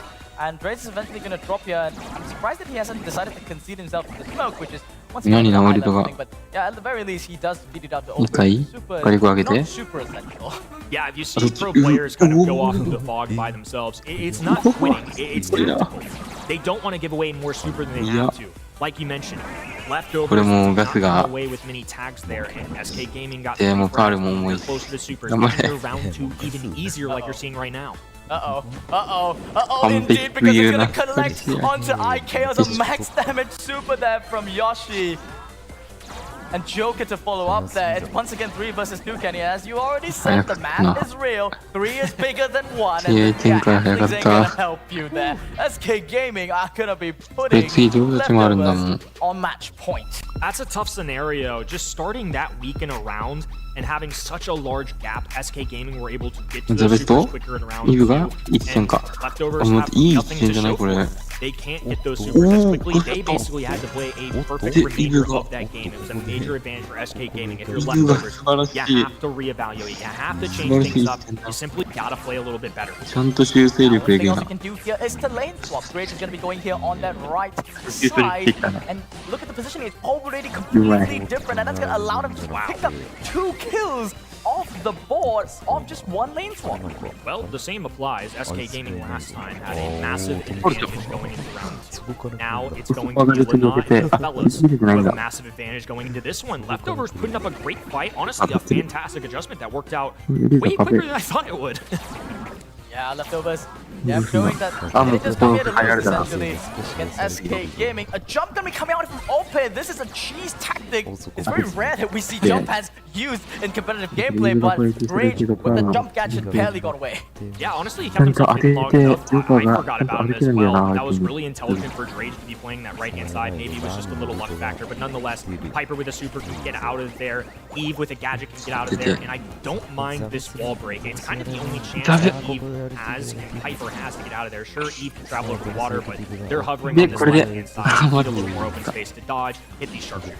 これはウルト止めたから SK ね Gaming kind of pushing leftovers back inside their base. They're gonna be connecting there onto IKEOS there with that super. But IKEOS 修正に is gonna be 修 the 正を first 重 one to ね drop their Joker, still holding onto his shield. It's gonna be quite easy for him to claim this one. Just another kill on the board. And SK Gaming, they're gonna be taking the second round. And once again, putting leftovers on match point. One away from a grand finals appearance in our opening tournament to kick off 2025. SK Gaming showing their stuff. They were down early, but in round number 2, the pressure from Pearl, the ability to not let them heal, was a major factor. Now he's evened up. The super being distributed. It's a baby boom on the left-hand end, and Yashi gonna have to handle it. Be forced away. That's a perfect connection. But yeah, it's a takedown. Ope survives as well. Drage looking for tags, but it's not enough. うまい Drage and Lenan, two members left here to keep the It really took leftovers them dream alive. back. But you know, it's a 3 versus 2. Easy. Looking dire for them, but Lenan holding on to the SK timer. So 勝利 maybe, just決勝 maybe he could just hold on and maybe pull out some kind of a miraculous SK で gameplay. But Yoshi already on the ball, rotating to that mid side. It's looking really dire for them, Kenny. Ope gonna dive in, super connects, one man standing, and Drage is not enough by himself. SK Gaming, some kings of old, making it to the grand finals here in our very opening 2025 event. Well played by SK Gaming. Leftovers was no small challenge Yep, to SK. overcome, but they You're managed to do right. it, and they will be cruising on to the grand finals against a very unexpected opponent for them. I do wonder how they have prepared for Reply Totem, if they have at all. But just thinking back on this matchup, things we've seen, what did SK do that really turned the tide? Just the tight play, the aggression, like how they were able to pull that off, Kenny? I think you brought up a good point, honestly. It's something I definitely didn't think of at the time, but because of the way they crafted their composition, they didn't have to play perfect. You have Eve and 2 sharpshooters. You gotta land pretty much every shot, and they're fantastic players. It's certainly capable, but I kind of like the well-roundedness of what SK Gaming did, and I think Pearl, a very slept-on one at a casual level. I know it's not necessarily the flashiest, you're not getting the big plays, you're not frequently gonna be that star player, but if you do your role well, if you're patient, and you keep sitting there and getting these sharpshooters faces, even 1 to 2 tags with your regular shot, it doesn't allow them to heal back up. It's enough to keep going. I gotta say though, I have to give full credit of the set. The one thing leftovers don't have is Pedro. Pedro is the legendary coach of SK Gaming, and from what I know, he's always been the one handling the draft, and now with Joker on board and Ope, they're all very vocal people, but at the end of the day, Pedro's the one that kind of guides the overall direction of the team. SK Gaming last year had a similar very, very strong performance. They came out swinging in the first EMEA finals, and here I'm seeing it again. In the postseason, Pedro prepped so hard that they know the meta better than anybody. I'm saying it right now, SK's winning this whole thing. Just gonna write something down, perhaps related to something you just said. He's a good one to cheat off of, I will say. If you look, yeah, good one to copy homework on. From the jump, I've been copying your homeworks, but you're a good professor, a good teacher too, and we've got a lot to learn because we're gonna get a masterclass in Brawl Stars in this grand final. We'll be right back, but check out these highlights from our last match first.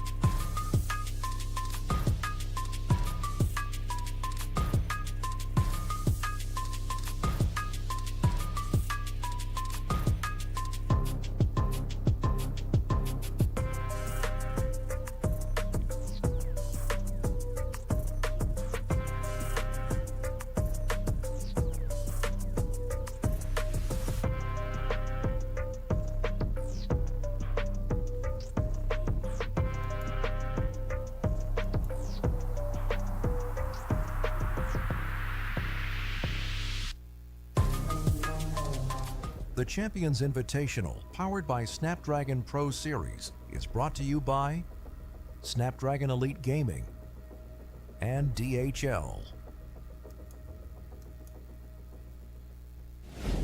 We're starting 2025 off for Brawl Stars in a big way with the Champions Invitational, but we saw earlier today, and we're gonna see again, just how much excitement 2025 will hold for competitive Brawl Stars. Let's check out this video and see what's ahead.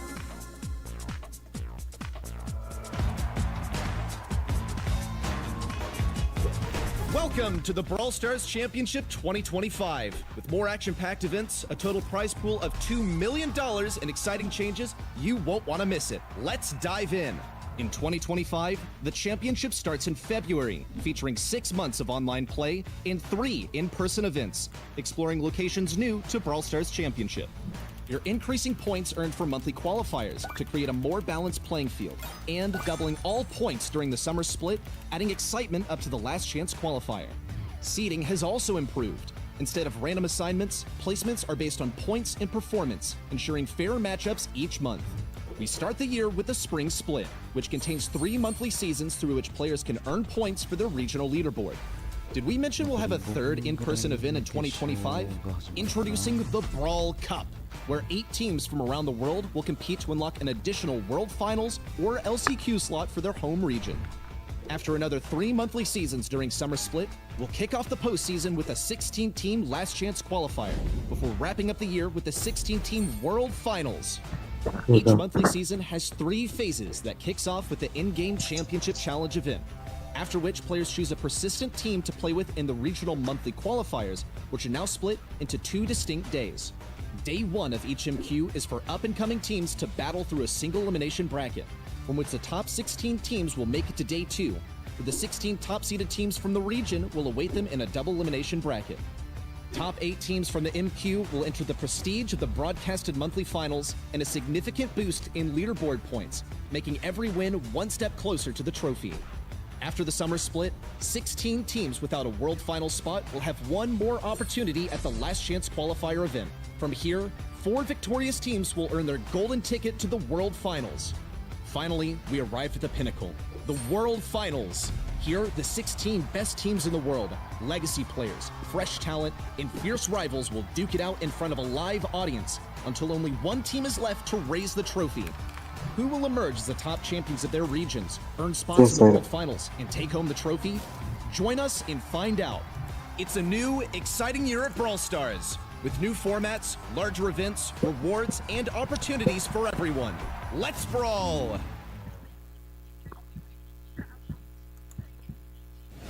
Incredible news across the board for competitive Brawl Stars. Our pro players are getting more opportunities to play, and our competitive aspiring pro players are getting more opportunities to climb those ranks and to show the world what they've got. Now, as 2 people who have traveled the world watching and commentating on professional Brawl Stars, I gotta imagine both of you are looking to clear up your schedules a little bit, but also really dive in on what looks to be an incredibly expanded season. Yeah, I mean, all of it looks incredible. 2025, as I said at the start of the show, has got to be the best year of Brawl yet.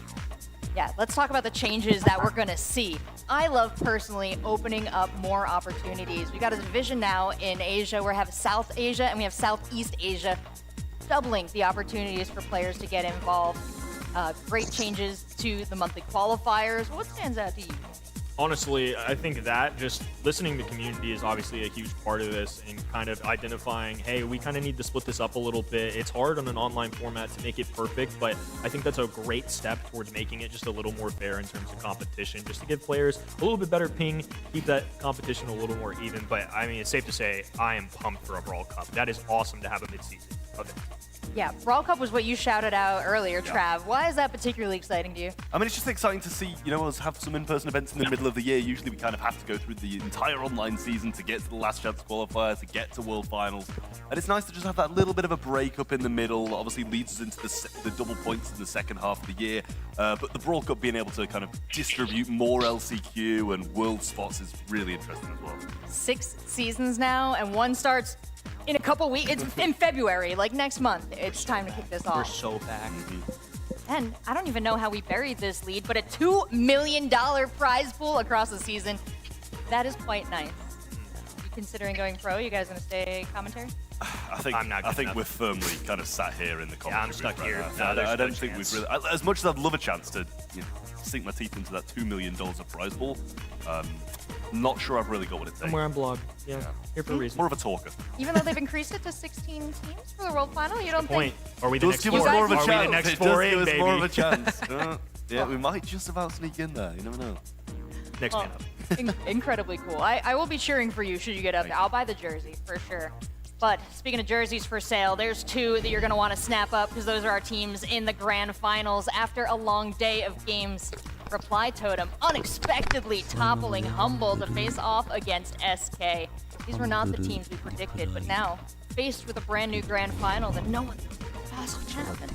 Yeah, I We mean, had to predict all over again. It was a huge upset for Reply Totem against Humble. I will say, I think, a few of us probably expected SK to make it all the way to the finals. But Reply Totem definitely just upset the champions of Brawl at the moment. Humble won the 2024 World Finals. And then in their own invitational tournament, Reply Totem managed to prove an upset. Absolutely. And how did they do that? Well, by putting me on the edge of my seat for 2 straight matches, I mean, genuinely, I thought there were multiple occasions where they were going to lose both those matches. Honestly, at the end of the day, against Humble, they genuinely played better for 4 sets. It's just the game mode kicked in and they somehow couldn't score a Brawl Ball goal that definitely should have happened at some point, nearly tripling their kills, and that's against world champions. Look, this is the opening month. There's no shame in losing to Reply Totem. We all know that. Humble losing, I still don't have too many question marks for the year as a whole, but it shows great promise for these 2 teams, and I feel like both of them are doing a great job of being ready for the new season. I mean, it's a completely different meta, completely new teams. I'm really impressed with how they've adjusted so far. Well, Reply Totem toppling Humble, big story, but SK Gaming, if they were able to do that, SK Gaming's such a historical team, such a great brand across esports, and they are honoring that with what they're showing in the tournament today, Travis. I mean, being able to beat leftovers is a big task in itself. The kind of 3 players who clearly by their name were kind of a leftover, I guess, from the pool of pros that were kind of available for this year. So nice to see those coming together. 3 really strong individual players, so I don't doubt that they're going to be able to do big things in 2025. But I think they've just got some of that synergy issues to be able to kind of iron out if they want to be able to beat the likes of SK Gaming, who, a few players on that roster have already played together. Taking the winners of EMEA. SK Gaming sitting up there, but Reply Totem also sitting up there.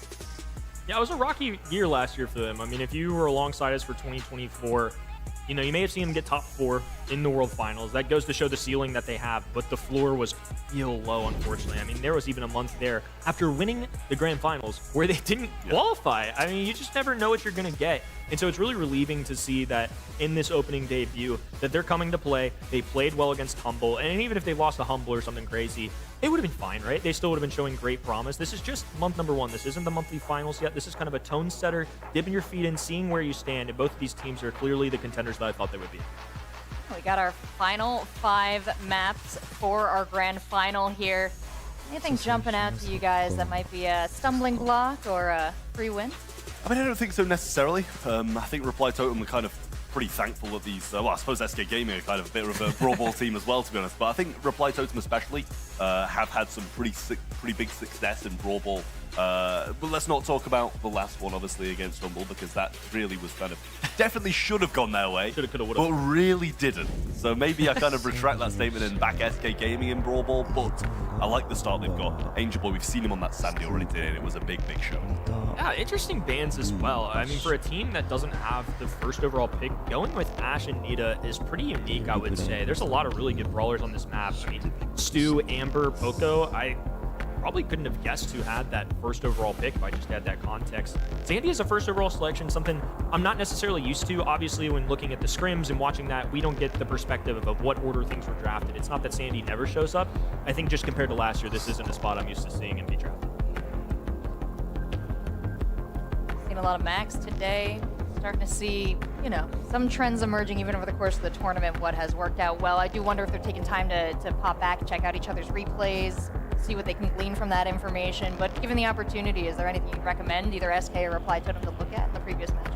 I mean, I have to say, to be fair, I think that Max is a fine first pick, but I do think they're kind of trying to take it away from Reply Totem, because that Max-Sandy combo is just so dirty. Surge is another one we already saw on this map, but it was kind of heavily counted out. and really unable to do too much by, you know, the likes of Nita, by the likes of all those rats coming in from Ashe, and especially with the new hypercharge as well. It made it really tough for Surge, and I wouldn't be surprised if we do see a similar situation. Obviously, we can't use Ashe, so it's going to be a little bit more difficult, but actually the same with Nita as well. Yep. Yeah, there's definitely other things on the board that can do a good amount of tanking for the Surge shots. Yeah, I mean, we'll keep calling it out as well, but these are teams that might get aggressive, they might not. This isn't the meta where it's necessarily inherently you have to take an aggressive bro. This isn't a Lana situation. Both these teams can clearly thrive either way. Juju making it this far is interesting to say the least. I mean, they pick up Sandy with the first overall. Max, Surge, I think partially preventative, partially it's a good brawler. It's a good tandem as well. I think you're covering a lot of bases there. You've got the support character, you've got the speed for a little energizer to get you to a goal, to get you out of your full side, whatever you need just to spark something. Rico, a really good answer, I think, here. This is pretty well-rounded. I mean, you don't naturally kind of have that full map control, but I think the bounce shots are going to be really solid here. Sandy's going to have to get up close, and Juju's going to have to rely on that grass for the extra range a little bit, but this is pretty well-rounded, I would say. Is that an agree, Trev? I think so too. I mean, they're going to take a Frank and just try and power through the, I guess, low DPS that Juju and Sandy have got and just run at them. Rico's got a big job cut out for him. If there's a speeding Frank coming towards him, it's definitely going to be quite difficult. But yeah, I do think Juju's going to be pretty good if they can maintain control of the lanes and not let her get overwhelmed. Well, our match is shaping up. This is the first set, our grand final that we are about to hop into. So if you have a favorite team here, Reply Totem or SK Gaming, don't forget to reach out and send them your energy. And gentlemen, I hand this over to you. Let's kick it off. Reply Totem versus SK Gaming. Two titans of this region going to be kicking us off here today. Grand finals. Both of these teams looking with points to prove. They are ready to show the world that they will be the very best of EMEA to start this year. Yeah, well, Yoshi coming quick and getting that kill instantly, bouncing around the other side as well as OPE.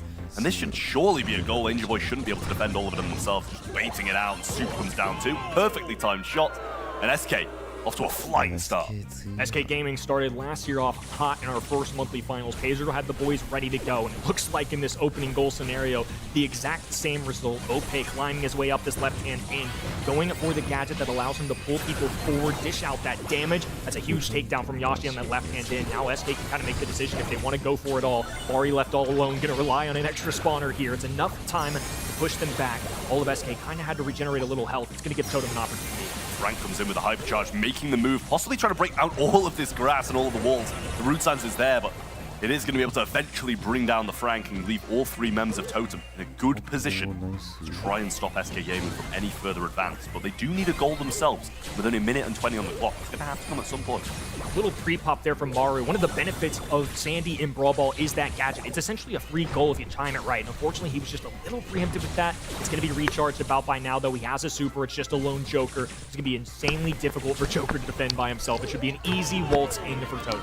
And I mean, with this super as well and very minimal grass left, it's not going to be the worst of scenarios for Totem. With the speed coming forward, and OP goes straight for the ball. Might be able to pass it off to Joker here. Tries to slide in with a phase shift. Oh, it's grabbed off the line!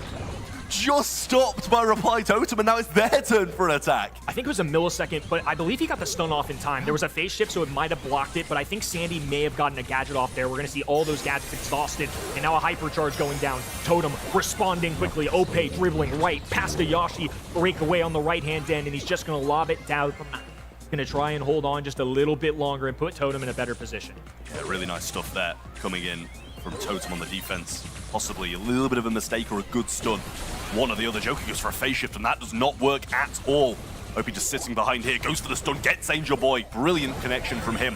And now Yoshi trying to make the move down the left-hand side, gets caught out, chooses to jump back and keep these levels, but instantly going to be punished anyway. And now no level 3 either, but Joker grabs the ball, might have wanted to go for a run there, but did fall very low, very fast, thanks to a good couple of connections from Mori. Oh, he debated it. Would have been insane if he was off to the races, but not quite yet. Advantage Totem in overtime. Walls come down. Ope eating bullets for breakfast. Yashi doing his best to keep up with the range, but only tier 2. Maru applying pressure. Kick over to the left-hand end. Ball right in front of their faces, but they buy just enough time for Ope to respawn. This might be a breakaway for the red roster. Oh, the hypercharge from Yoshi around the left-hand side, just going to clean up shop.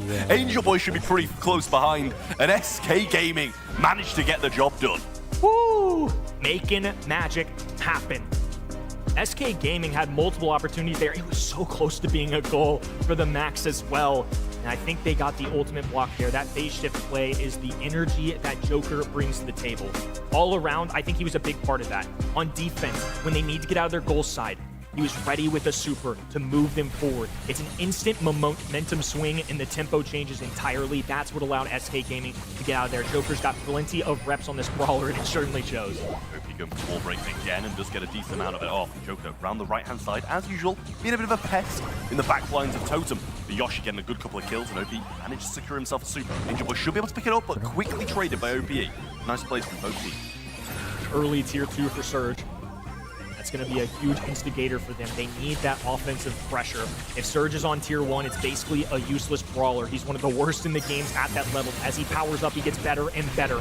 Ope smashing the earth, and it's going to be a connection there. Rico goes down. Maori goes down as well. It's just a lone Maru in the invisibility bubble. Yoshi trying to do his best, but he's going to be patient here. They don't have to force the issue just yet. They have a super. Not enough, though. Angel Boy swipes through in time. It's now basically a 2v2. An interception as well. Massive play coming out of them, and a big mistake from SK. Yeah, great defense again, and another opportunity with the phase shift that Joker brings to the table. Not being enough, and some great shots there from Maru. Shouldn't be too far off a super, regardless of not getting much charge for the rest of the game, and eventually there it is. And OP having to retreat now thanks to those root sands, keeping him low. Yoshi, level 4, managed to get a few connections, and onto Mori as well, resetting this attack. The reply totem worked so hard to get. All of SK surviving. Super on the ground. Joker, dribble left.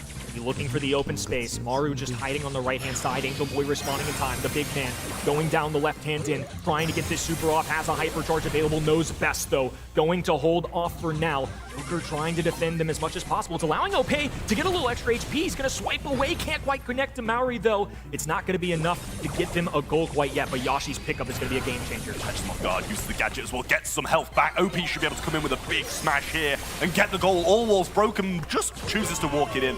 I was waiting for a shot and a miss, but thinks better of it. And SK Gaming with 30 seconds on the clock, almost having a set. Another wise decision out of SK, and they're kicking things off in the mid. It's going to be extra speed going down. Yoshi goes down early, though. 20 seconds on the clock. There's certainly opportunity for an upset. Now dribbling forward. Angel Boy gets the takedown. Joker low HP. It's Yoshi's lone defense. That is necessary. He dodges one. It's enough. It's a pass over to the left-hand in. Frank has an opportunity. He's going to break this open. Now Maori has to make magic happen. The shield goes down. Walks it through and punches it in. Overtime inevitable. OP just demolishes all his own team's walls, but hypercharge can be used now, and they're running in a straight line towards it. Through ball might be a possibility. Goes for the shot instead. Angel Boy grabs it, and I think this should still be a goal. A little 1, 2, 3 pass. The Joker is just going to put that in and put SK ahead. Beautifully played in that opening set. Big time moments on both sides. Honestly, getting into overtime, did not see that coming. A little bait to get that Frank to swipe through, open up enough of that wall to where they could have punched their ticket in. Really good stuff from both teams, to be honest with you. It's just SK played a little better. SK played a little better. Angel Boy did a whole lot of damage, but that was just not enough. And Yoshi, 15 kills. That's dominant as well. But that moment of overtime that you called out there in game 2 of the first set, was that in any way something that might have thrown SK off? Were they not expecting it to get that far? Is that a... Does that make them nervous? I'm not sure, really. I mean, SK seemed pretty composed for the majority of it. I think they should have had a few goals prior to that, and maybe they didn't expect the overtime. Yeah, it was a silly idea, right? But it's like they still played it fine. Regardless of all the mistakes they made, they bounced back time and time and time again to create more and more chances. But I do feel like there was a few reply totem mistakes in there, overstepping at some points and, you know, being caught out by the surge. And, you know, that's how Yoshi got the majority of his kills on that surge, was just possibly Angel Boy stepping out of line whilst he's just lurking in a bush and waiting for him. Was reply totem, you feel, limited at all by the brawlers that they did end up selecting? I don't think the comp was that bad. No, they definitely didn't have enough DPS to deal with the Frank. I think that's what it was. Like, the amount of times that Frank could just walk up and super the walls down was maybe a little bit too much. I think impressive play out of Yoshi as well. I think credit due for sure. Just, he's not a tank, and a lot of the times you expect the assassins to be the better brawlers and the beneficiary of some of that more coverage from the grass. But honestly, he used the left-hand lane or the right-hand lane really well. He didn't get held back on that tier 1 in either game. It felt like he was able to progress to tier 2, tier 3, tier 4. We saw the explosion come out from that hypercharge as well. So I think that was a big reason why, just freeing up space. Honestly, everybody doing a very unique part on that SK Gaming roster, and all of them doing their job well. All of them doing their job well. All of them need to keep that in mind and stay bolstered, because we've still got minimum 2 sets left, but ideally, and if you guys could, for me, all 5 of them, thanks. Would be nice. Would be nice. But into the draft for Ring of Fire on Hot Zone. Penny going to be the first pick. And we honestly haven't really seen this too much today. It's been banned out on the majority of maps that it's going to be useful on. Bans being the Poco, the Berry, and the Max, so can't really blame them for that. Over the other side, not having this first pick, they had to pretty much get rid of the 3 best brawlers. Yeah, I think all of these are great choices by SK Gaming, getting rid of the Berry, getting rid of the Max. Poco can be frustrating to deal with in certain compositions, so just kind of throwing out, I think, what they don't want to deal with or what they think that maybe Penny won't do as well. I think it's a wise decision. Penny's had her name called a lot at a professional level recently, whether that's in the ban stage, the pick days, and honestly, we haven't seen it nearly as much today. It could just be the map pool, could be personal preference, but Amber is certainly somebody that's very threatening, especially in this game mode where it's control-oriented. There's one point of interest. It's the giant circle in the middle, and Amber can just rush it down, keep her distance, and apply so much damage. It's honestly one of the better brawlers, I think, in the game right now. Yeah, I will say Amber has been doing a lot of work. It really, it didn't match too well, and I believe we saw it before on Ring of Fire. I think it did end up losing that one, but it had such strong opposition that it was just kind of overwhelmed. But it is going to be the Gus along with it, being able to provide some shield, keep Amber in those aggressive spots for longer, keep her on the zone for longer, which is always going to be a big thing. Yeah, Gus is where my brain went just because of how popular he is at a professional level, and I think he gives you that extra range as well. The way this map plays out is there's obviously that central point, there's grass on either end, but he can basically reach from one end of the map in that mid-fight to the other, and he's just a really good brawler. He's support, he's got the damage, he's got a good gadget, very well-rounded, and professional players are going to know how to use him best. It's somebody that a casual may struggle with a little bit more, but he will really shine on the stage. When I do enter, they're spending so much time now between their selections. I mean, it's super important. You want to take all the time you need, but they're really thinking these through. This is not a pre-mixed recipe. They're adding ingredients willy-nilly here.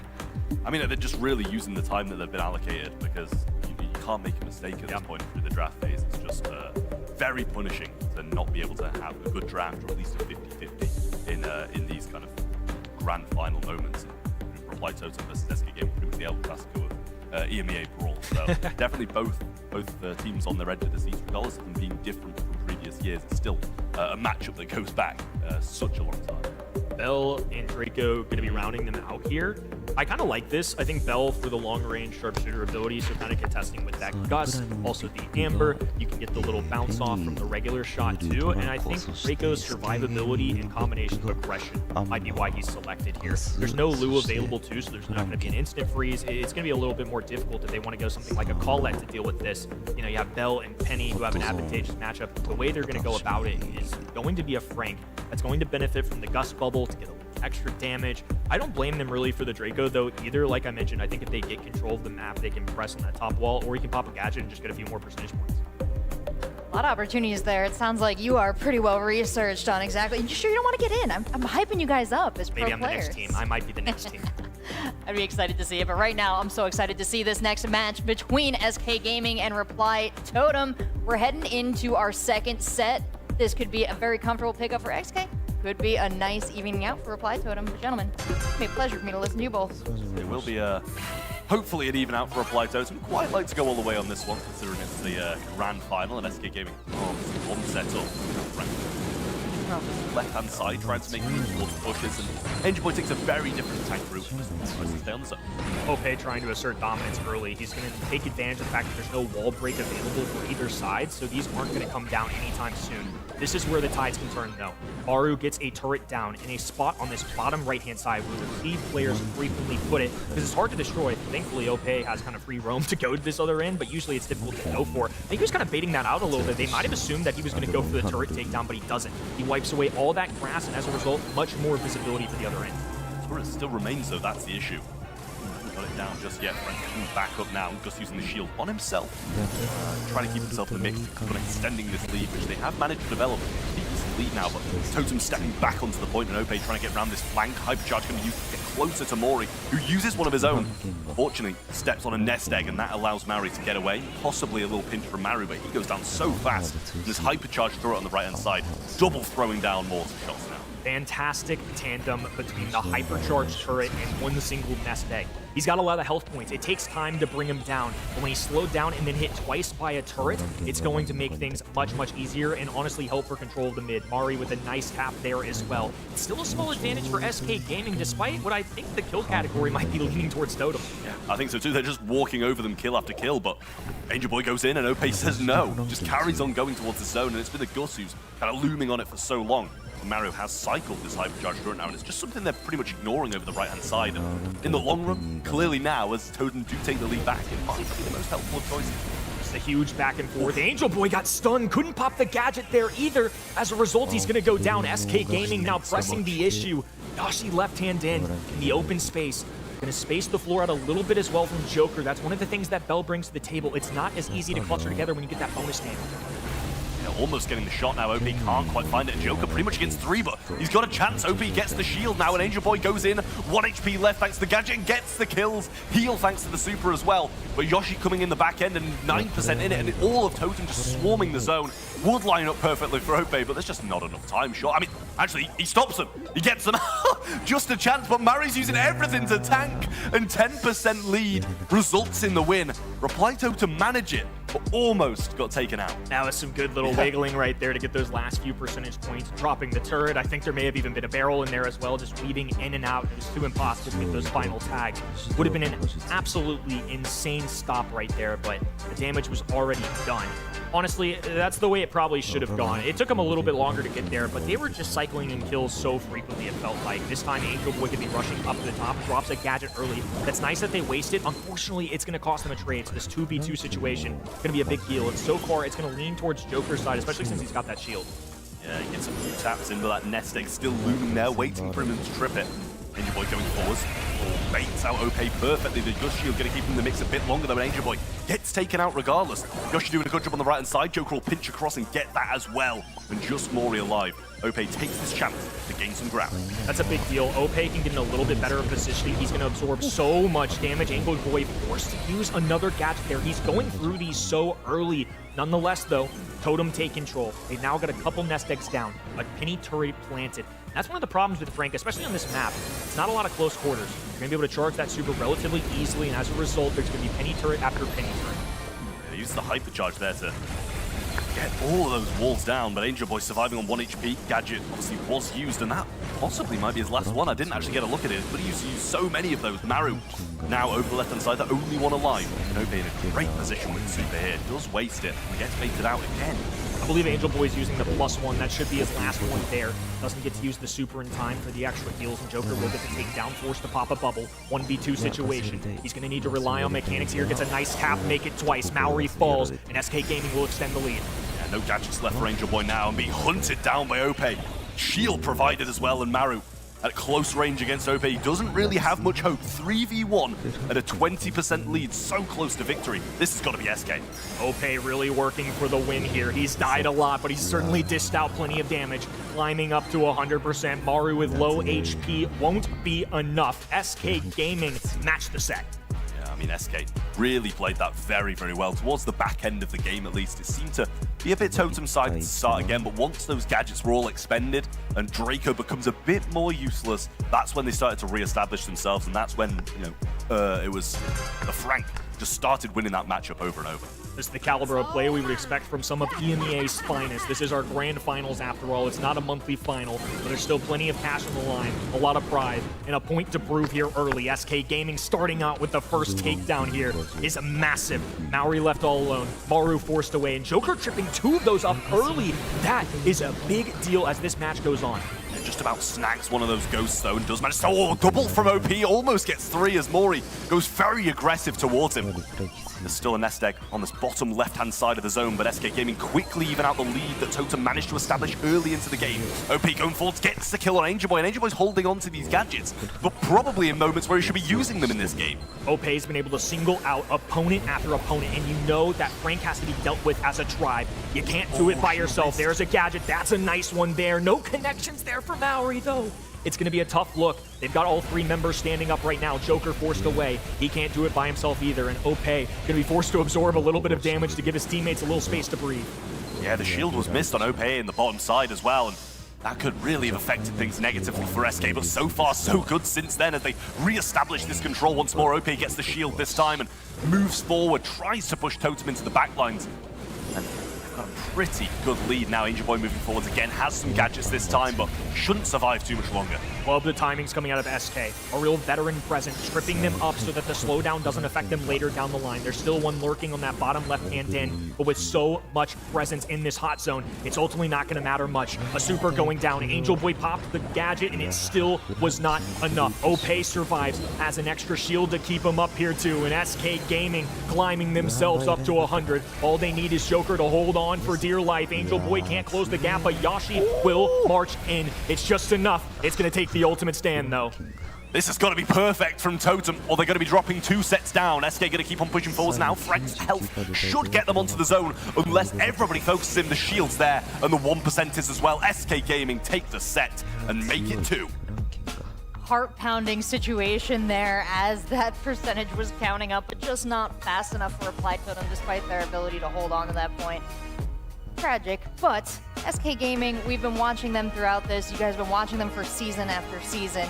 It is no mystery why they are able to pull it all together. They got the experience, they got the roster, and some nice stuff there.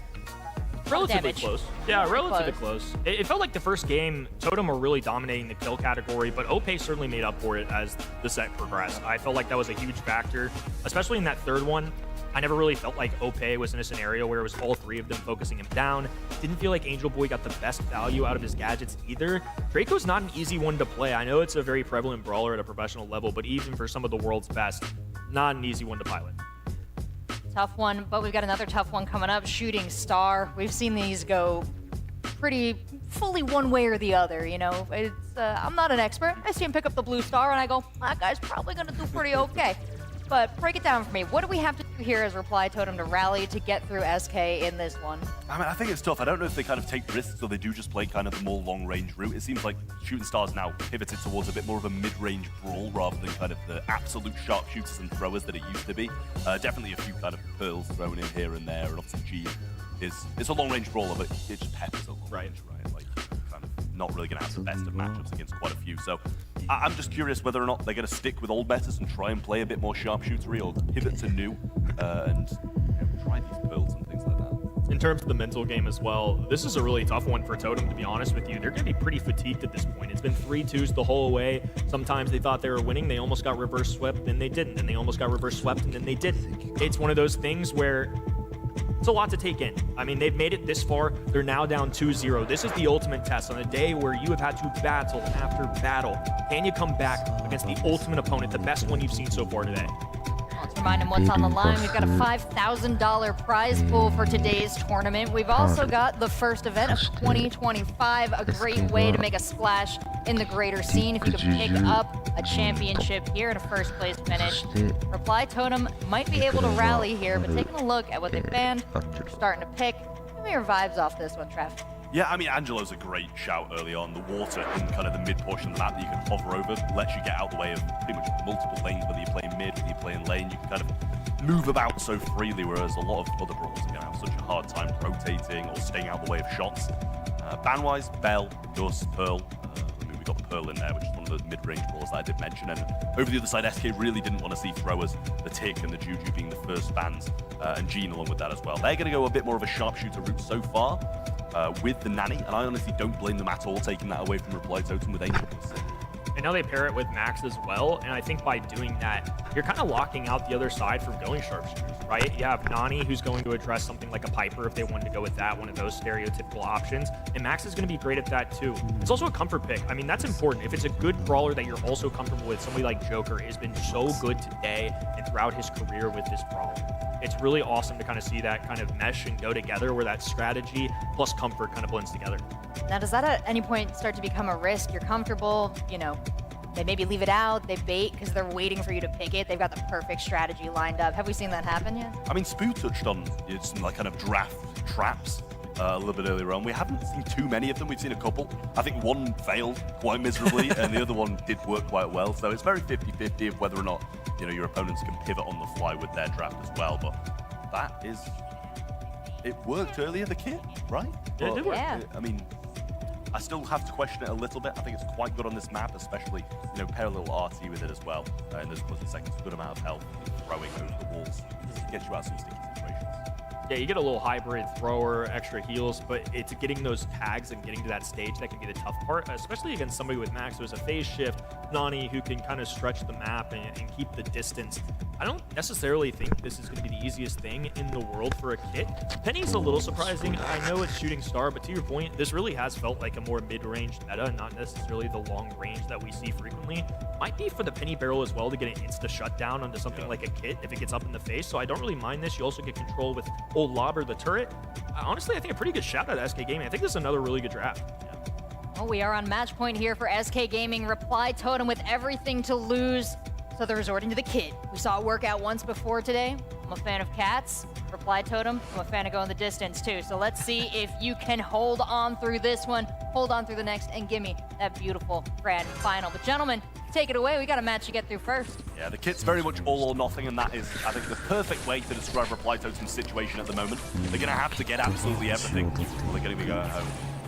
Second place, Mori trying to get a few swipes through the mid, and Joker gets the speed early on thanks to that. There was a little cardboard box in there, allowing Mori to go invis straight into those back lines and the safety of his teammates.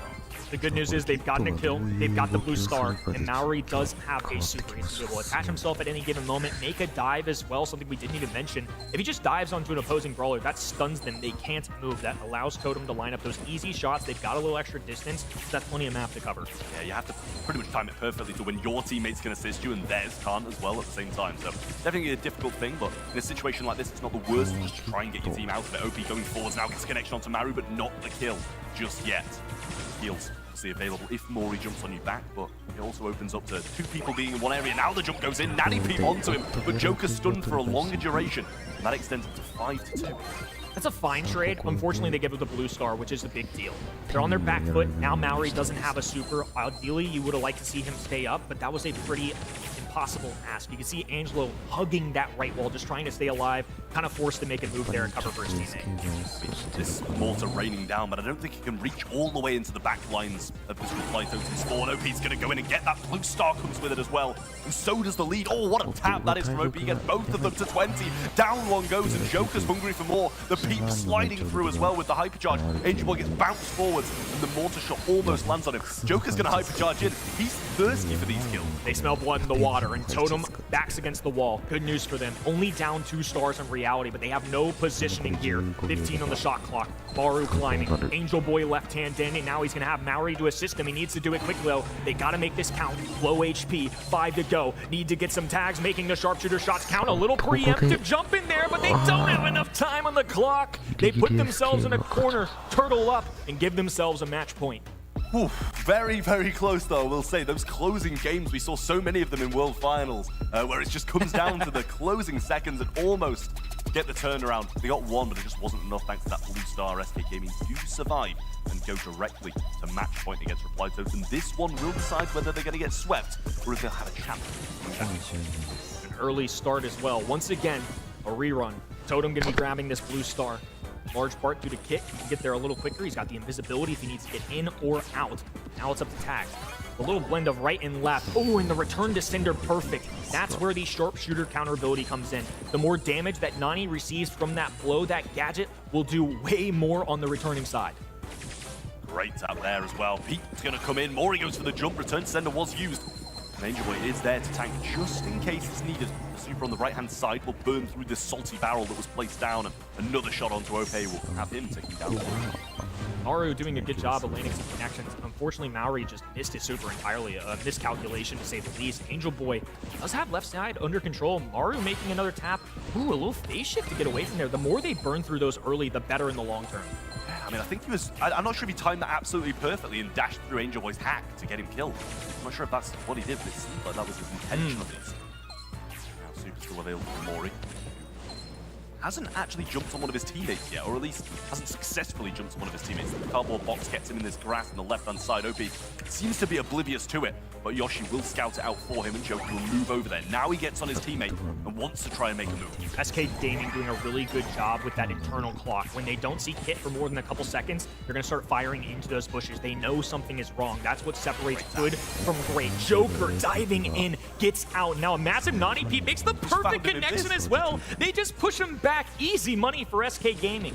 Yeah, I mean, perfectly finds him in Viz there, but 15 seconds on the clock, and Reply Totem really needs something to happen right now. Salty Barrel placed, and the Penny tries to splash through it. The jump's available there, but the Mortar is down to try and tank some shots. Salty Barrel 2 will stop them in their tracks. Now the jump comes in, but the trade's there, and it goes even further SK's way. Angel Boy can't get within range, and Yoshi ends on 5, and SK are the Champions Invitational champions.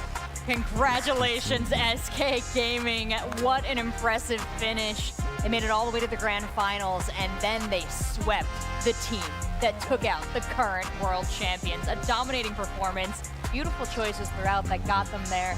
Lots of accolades we can perhaps heap on this team, but if you're gonna put one single, yearbook title on them, what would be the sash?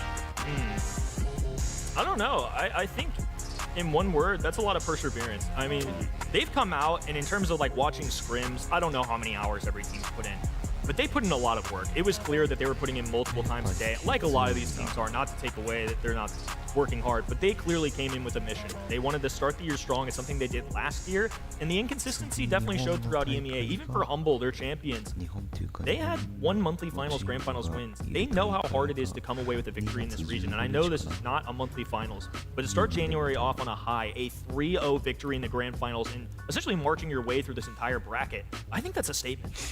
Well, the most perseverance-ist title from Kenny, what would you award them? I don't know. They seem very well-rounded. Yeah. I think that's the thing. Like, for a team who, have kind of just come together, and like late last year, they probably got together in terms of started scrimming. Their synergy seems absolutely off the charts. Like when you were saying these cardboard boxes were being used and the kit's in Viz, they're able to just know where they're going to be. They hit him perfectly with a peep in the closing seconds as well. Like their intuition is just absolutely incredible. Oh, wonderful accolades and a great performance from SK. I do believe we have Joker available for an interview on behalf of his team. Joker, congratulations.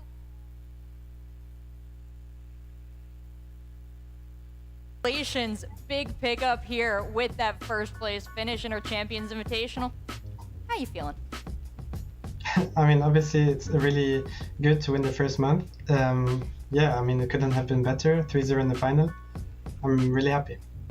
Congratulations once again. Gentlemen, I'll turn it over to you for extra question. Yeah, I mean, I was just curious how it kind of, in terms of shaping the roster, how did it come back full circle to be an OPE as the selection? Because he was someone that SK kind of passed up on in the previous year. I mean, I can understand that from the outside, the roster maybe on paper looks weaker, but what people don't understand is that the draft is really important right now. And I think OP helps in that aspect as well, because now we're more people drafting, and also he can play the brawlers we didn't really play, and he just adds like this new kind of game style. Joker, the announcement trailer for you guys recently released, and I thought it was really interesting. One, great work on that. Obviously, our colleague Uber was the one that voiced over that, but I feel like there was a message that came with that. This team that you've now been a part of for 2 years definitely have gone through some battles, right? What's the mentality for you guys that's going to set you apart? What are you going to do differently this year now that you've got a little more experience in this organization? I mean, obviously new players always help. It gives new energy. And also I think this year what's different to last year is that I will no longer be in school, so I will have more time. And I think we can grind more together. And yeah, I mean, let's build up on this win. Well, Joker, I've got one last question for you. You, your team, your organization put so much work, so much effort into this, and we're looking forward to see that play out over the entirety of the 2025 season. Anything that you want to let us know that's going on back there contributing to your success? Anyone you want to shout out behind the scenes, and anything you want to say today about your team? I would like to shout out every fan that still supports us, even if their favorite player is not longer with us. And I would like to say happy birthday to Yoshi, because today is his birthday and he still played the whole day. So yeah, happy birthday to him. Oh, and then I do have one more question for you. We announced so much stuff for the 2025 season. Anything you're most excited about to hear? The mid-season tournament, I forgot the official name, but yeah, the mid-season tournament. I hope we could qualify for that. That would be awesome. Well, we'll wish you and your team best of luck. You certainly earned a chance to go and fight all season long and to have the other teams be just a little bit afraid of you. Thank you so much and happy birthday, Yashi. And we'll let you go and enjoy your victory. Thanks so much, Joker. Thank you guys. See you next time. See you next time. That's a lovely little promise and a charming goodbye. I like that. He's very confident about coming back for the winners interviews, I think. That's probably what it is. I love that. Yeah. I love that mentality, though. It's a well-spoken interview as well. And let's check out the bracket to see just what SK had to overcome to feel so good about this victory. Not just Reply Totem, not just Leftovers. They started the day with a win over Kebab. A lot of impressive matches, a lot of impressive sets, and definitely some games to really micro in on that showed how wonderful these players truly are. I mean, all the way through SK Gaming have performed incredibly well. You can see 3-0, 3-1, 3-0, only dropping one set to Leftovers, which gives me some hope for Leftovers in the future as well, because considering they've done better than the Grand Finals opponents have as well. But I think it goes to show Humble really did persevere through some really tough times as well against Reply Totem, but yeah, I mean, SK Gaming thoroughly deserved the win, managed to come into the Grand Finals and sweep as convincingly as they did. It's a really, really big showing for 2025. Yeah, I think we have to really give them the credit. They not only squeaked through, they stomped through when it got to the end there. And speaking of stomping, you did the opposite. You stepped very lightly onto the stage. Welcome back, Spoo. You've joined us, and we've got the full roster of very talented geniuses at my command. Thank you. What'd you think of that grand final, Spoo? I was right. SK is gonna take it all, and yeah, I think after that last semi-final, I think we all got it. Right? They seem to be the most. Not Trav. Well, I just did want say to make that Reply clear. Totem. I will Not not deny. Trav. I won't deny. Listen, I'm not going to try and take false. I should have copied your homework, man. It was on me. You betrayed me. I- Okay. betrayal? Now I feel terrible. I thought you were on I thought my I was just a side this whole loser, now time, I'm a but betrayer. Yeah, I mean, yeah, this one, yeah, that's not. No more homework. You know what, let's go back to high notes. We got our top 5 moments from the day. Gentlemen, let me know what you think of all these. Starting at number 5.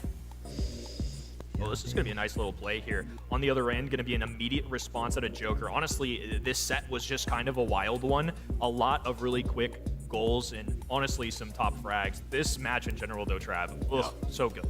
I mean, huge turnaround in the closing second. Angel Boy kind of gets walled in there and stopped in his tracks, but it appears you guys are on number 2, so I'll let you speak on this one, Wing.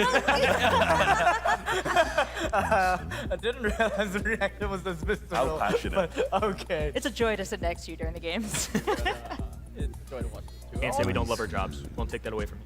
Oh, it's the winning moment, is it? Oh, yeah. We were just talking in the back room. We're like, yeah, these plays don't have any emotions. Oh, So that happens. yeah. Okay. Yeah, that's what I expected to be number 1. Yeah. Your reaction makes that even more exciting of a moment. Oh, so bad. Oh. It's a pity the script didn't go exactly as it did, but some great moments. Hey, who would want to watch a show where we revealed the whole plot at the beginning, okay? Just because we have the script doesn't mean we have to tell them right off the bat. Good point. We like a little suspense. We like a little suspense. A little suspense, but you know what? I don't want to keep the future of Brawl Stars competitive scene in suspense. We've got the roadmap for 2025. Let's take one more look at it because it's going to be a great year ahead.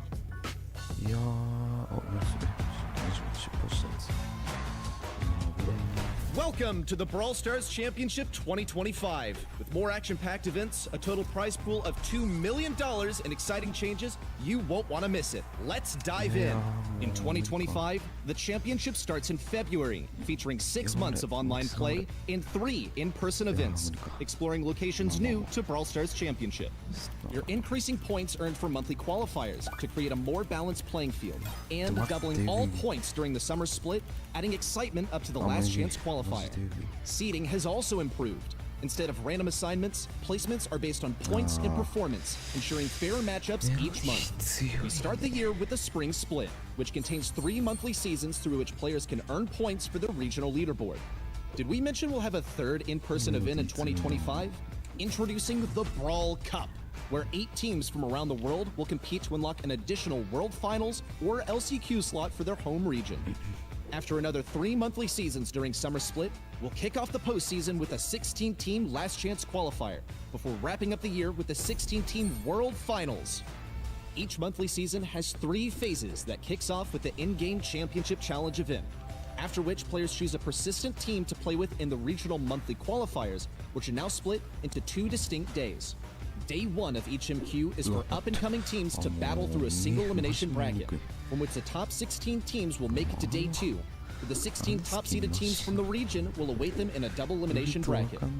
Top 8 teams from the MQ will enter the prestige of the broadcasted monthly finals and a significant boost in leaderboard points, making every win one step closer to the trophy. After the summer split, 16 teams without a World Finals spot will have one more opportunity at the Last Chance Qualifier event. From here, 4 victorious teams will earn their golden ticket to the World Finals. Finally, we arrived at the pinnacle, the World Finals. Here, the 16 best teams in the world, legacy players, fresh talent, and fierce rivals will duke it out in front of a live audience until only one team is left to raise the trophy. Who will emerge as the top champions of their regions, earn spots in the World Finals, and take home the trophy? Join us and find out. It's a new, exciting year at Brawl Stars, with new formats, larger events, rewards, and opportunities for everyone. Let's brawl! So much to look forward to in 2025 if you're a competitive Brawl Stars fan, and if you're a player, well, things just got even more exciting. That $2 million in prizing it's obviously blowing my mind a little bit. I can't even get it out straight. But we have lots of things to be excited about, and I do think, gentlemen, that we have some fans online that are excited. We have the players that we heard from that are very thrilled. But, you know, Kenny, what are you most excited about with these changes? Honestly, it's been a while since we've had 16 teams at Worlds. I think that'll be a refreshing part of it, too. I mean, more competition, more opportunities for some of the best to showcase themselves, and honestly, it just leads to a better showing. I think it's going to be incredible to see. You know, it's still 16 teams at LCQ as well. It just allows so many teams from around the world. Let's do more. Let's do more. It just allows so many teams, having 16 at Worlds, 16 at LCQ, to be able to go to these in-person events and compete, which I think is really cool. Oh, absolutely. Well, I think I'm most excited about that new qualifier format. We haven't changed qualifiers for the past 4 years, and now there's finally an incentive for teams to stick together for that seeding so that they can just come into that year with a head start. Well, I've asked you guys what's exciting about this. We also have people chiming in on social media. They cannot be contained. I want to know what they've got to say about 2025. Interesting that NA now has 3 spots directly into the World Finals and 1 to LCQ. Oh, tell me, how do you react to this tweet? More NA is good. No. More NA is good. No. Year of NA. It's our time. Give the spots It's to our EU. time. No. I'm glad that Kenny said it. I can't jump on the NA bandwagon yet. You guys are EMEA, right? I'm Team EMEA. What? No, wait, APAC? APAC, what are we doing? Oh, now you copy his homework. Oh, now you copy. You know there's no essay here, so you've got to hold one up your essay, right? Yeah, Represent just South throw, America. throw South America a little love. We could do that. Love. Well, you guys have tolerated my questions all day long, so now I want to hand it over to you for some statements. Anything you guys want to say to the people, Spoo? Well, pleasure to be here. Absolutely, for sure. I mean, didn't expect this to go the way it did, but yeah, a lot of matches that has gone the distance, and I think we've got an excellent year ahead of us. I can't wait to do more. I mean, 2025 is going to be incredible. I'm very happy to have been here for the Champions Invitational. It's been a great showcase of what we've got in store for 2025. I was going to say, my brawl meter was rather low, so it was starting in January rather than a February or March. A pleasant change. Always a pleasure to be with you all as well. And obviously, given the competition that we had today, I think it's going to be a pretty darn good year. Well, it's been an incredible pleasure getting to host this for you guys. Brawl Stars, you are amazing. Stay cool. It has been a really fun time, and I'm so excited for all the teams and very happy for SK Gaming. Now, we've got a lot to look forward to ahead in 2025, but we've also had a lot of special moments in 2024. We've got a little documentary coming out, and we've got a preview for you, so let's check out The Road to Redemption. How do you define success? This could be a turning point. It's far from over. What spells victory for one person may spell disaster for someone else. Looks more and more grim with every passing moment. In the 2024 Brawl Stars Championship season, 3 teams were headed straight toward catastrophe. You can't afford a mistake like that, not in the postseason. When our backs are up against the wall, we somehow find a way to figure it out. Would their paths lead to certain doom? Totem falling apart. Or would they find a road to redemption?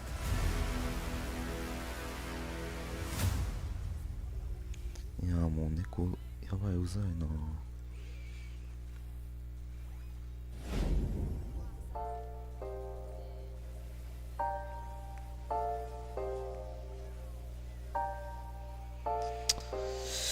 猫やれないか。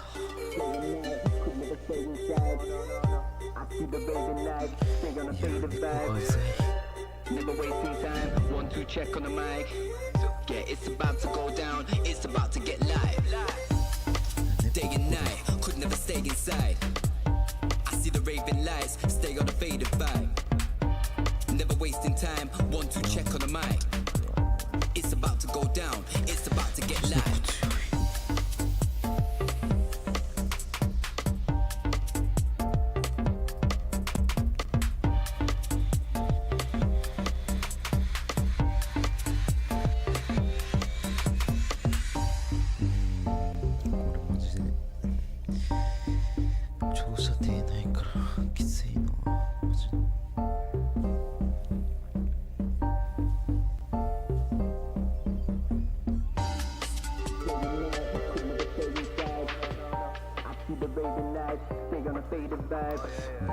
Never wasting time, 1, 2 check on the mic. Yeah, it's about to go down, it's about to get live. Day and night, could never stay inside. I see the raving lights, stay on the faded vibe. Never wasting time, 1, 2 check on the mic. It's about to go down, it's about to get live. Day and night, could never stay inside. I see the raving lights, stay on the faded vibe. Never wasting time, 1, 2 check on the mic. It's about to go down, it's about to get live.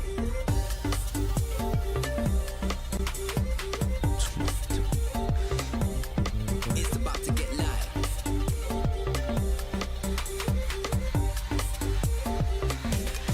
It's about to get live.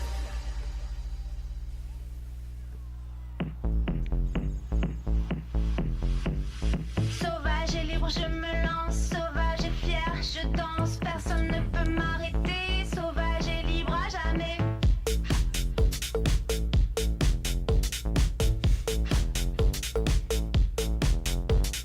Plus de chaînes, plus de limites, je cours, rien ne m'évite, sous la lune je suis en feu, un éclair roule dans tes yeux.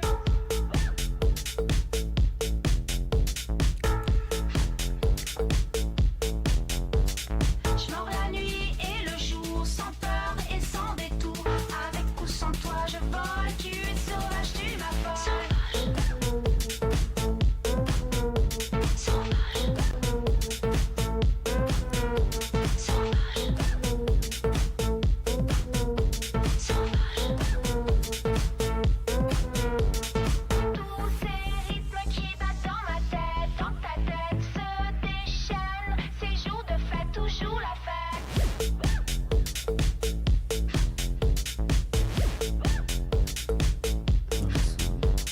Je suis là, ici et maintenant. Rien n'arrête mon élan.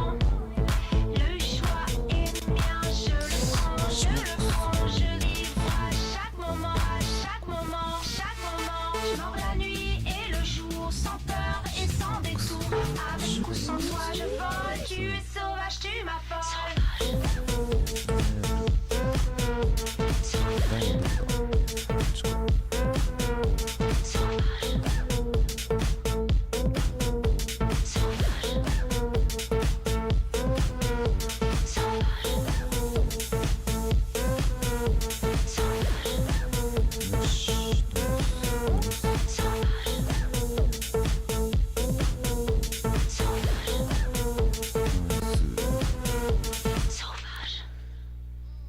いやでもブルの配置がやばいなこれ。ナイス。あ、よし。 1, 2, we make this look easy. On the highway and I'm feeling breezy. Going beast mode, yeah, another species. I'm the top one cause they cannot beat me. Foot on the gas in another gear. Can't slow me down, this is our year. I'ma say it loud, I'ma say it clear. We run the world, get a whole sphere. Now wait. Let's turn this up. Okay, let's work it out. Okay, let's shake and move. Okay, do what it do.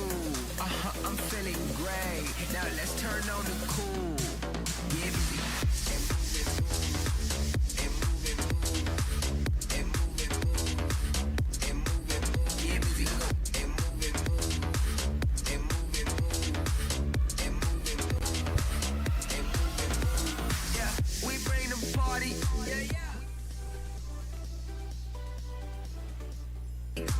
Don't disappoint, making the party jump, trying to make your body bump. Let's light the dance floor up and do it like we want. Now wait. Let's turn this up. Okay, let's work it out. Okay, let's shake and move. Okay, do what it do. I'm feeling great. Now let's turn on the cool. Get busy.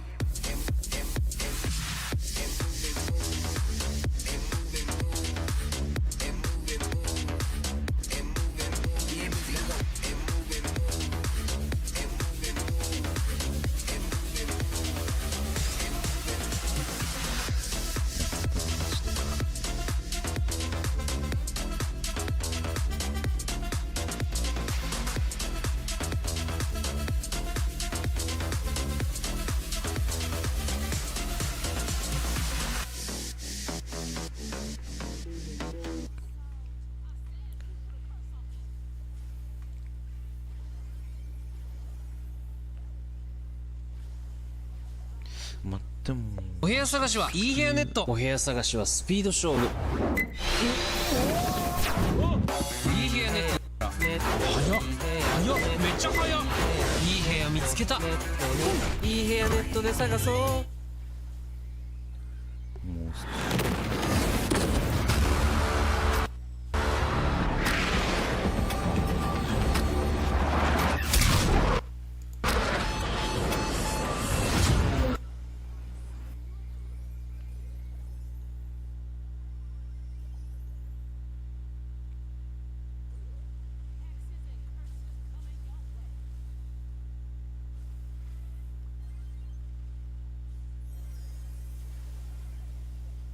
ナイスナイス。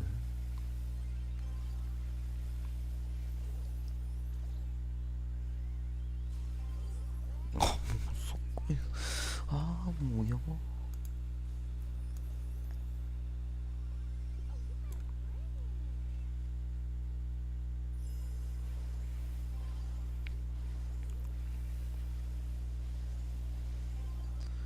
もうマジで。あ、もういるんかい。いやー、きつ。きついね。やば。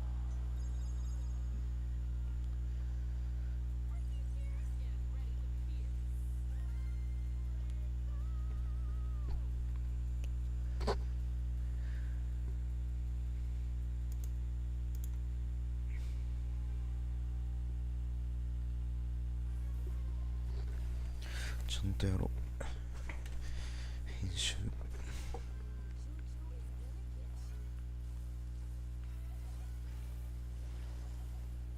あれ、こっちいなかったっけ？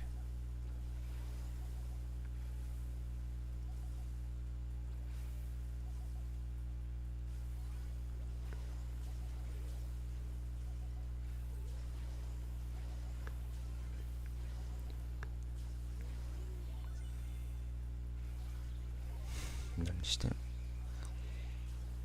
あ、やばいやばい。いや、ナイスナイス。ナイス。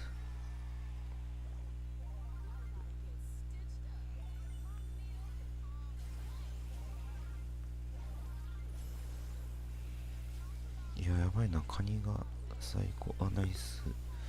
それでかい。あ、危ない。ナイス。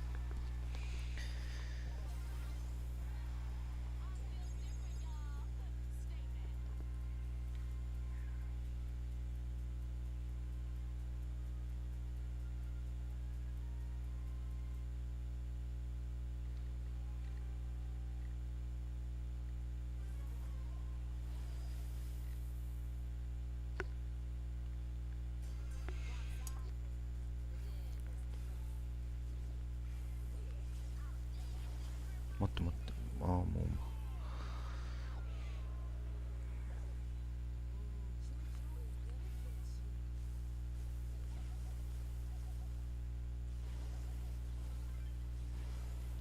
マジですとキモい。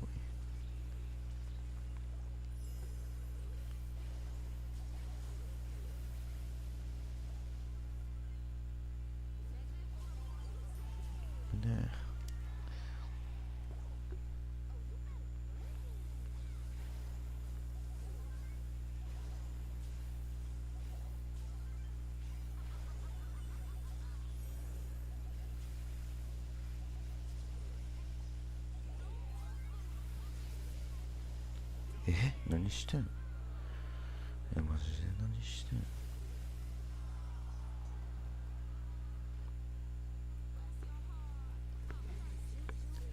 バズ何してんの？マジで。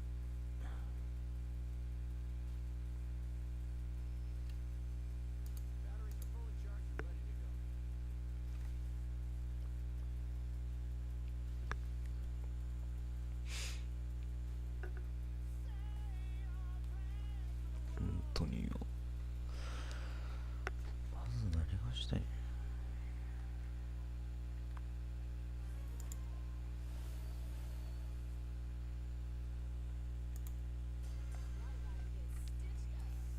またこいつか？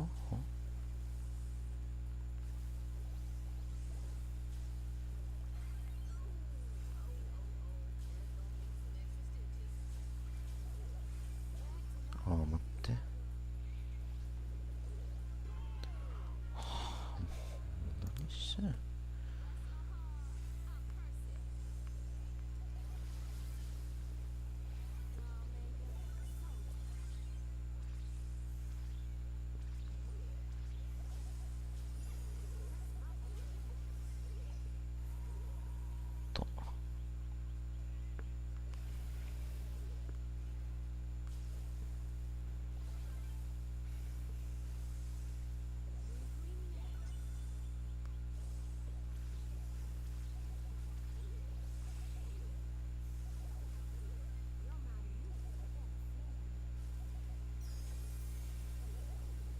ナイス。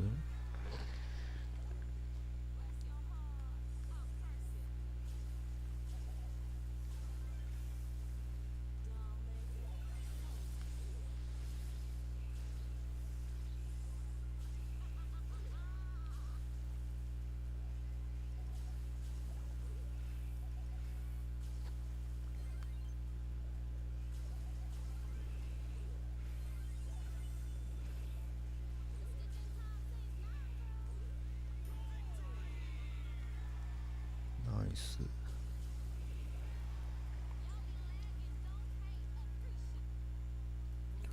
こいつ2回目のロゴ、あ、違うんかい。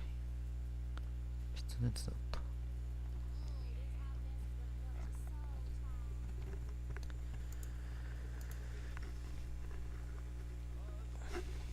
なんで？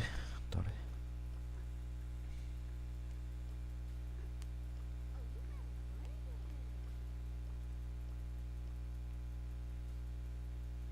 マジ誰あいつ？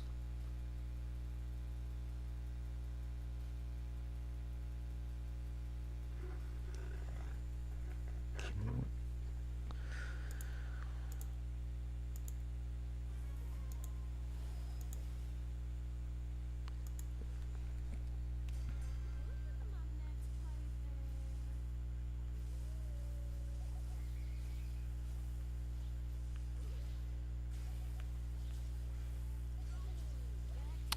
シェイドか。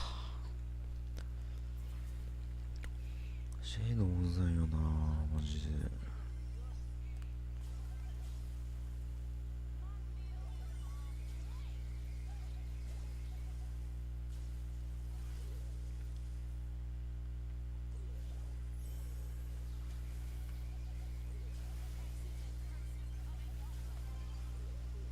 あ、待って。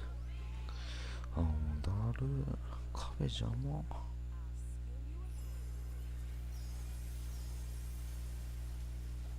むずいな、マジでシェナイス。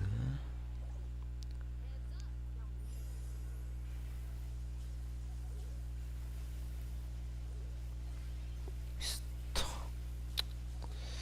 ジこれミスんだよな。お前ガシすんのそっちかよガシ。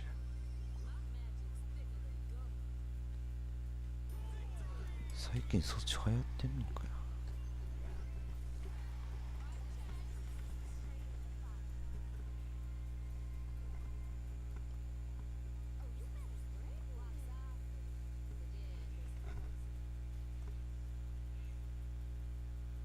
うん。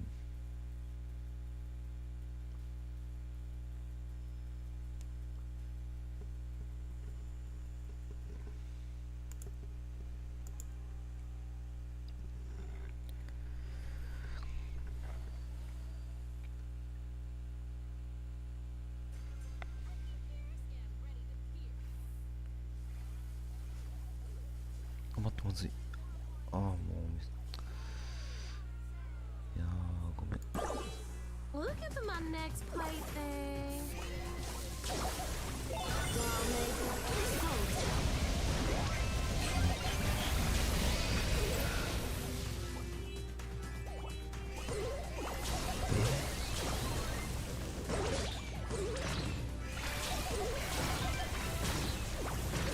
Time saves now.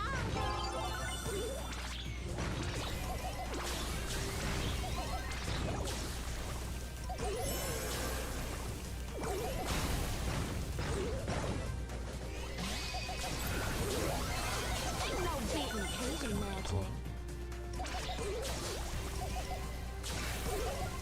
なんなんですか緊張悪い。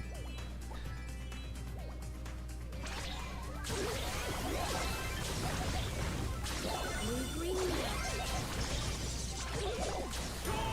Y'all be lagging, don't hate, appreciate. Tricky fierce and ready to pierce. やばいな。My voodoo is gonna get you. Your luck just ran dry.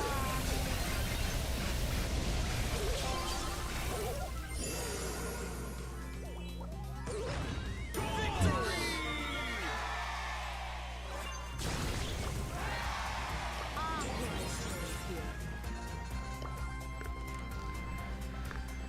でかい。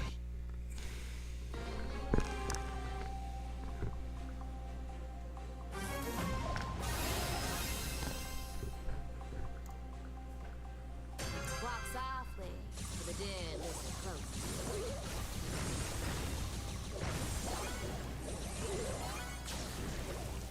Oh, you are dying to be displayed.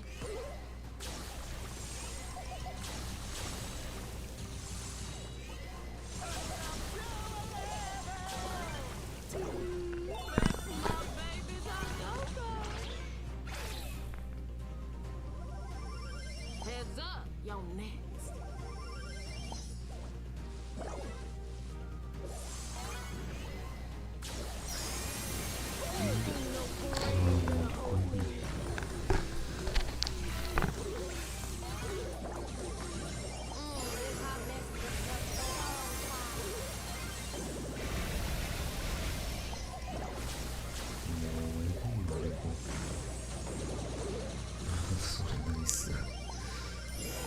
Juju is gonna get you. Ain't no beating Cajun magic. ミスった。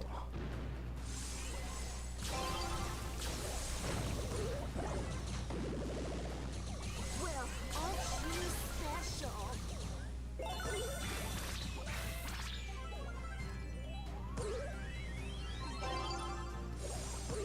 No more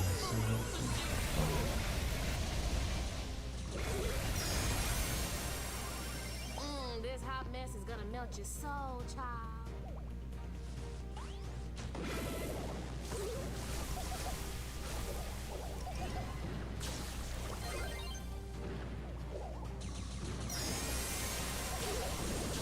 Well, aren't you special?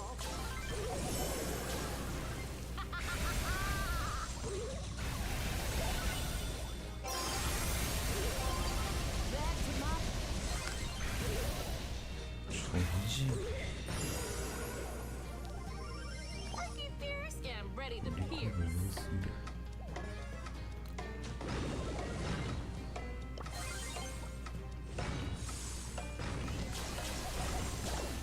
I'll preserve you.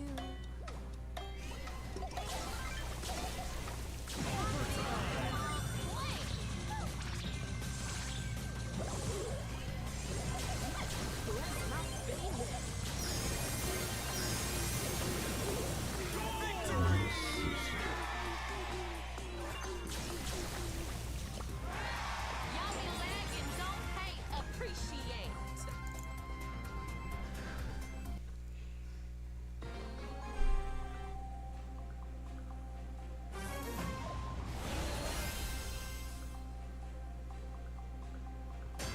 Heads up, y'all next.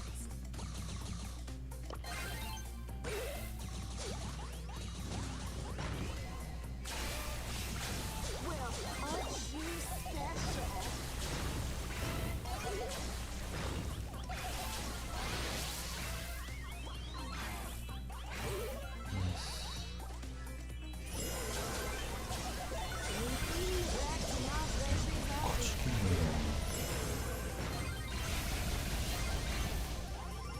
Lucky fierce and ready to pierce.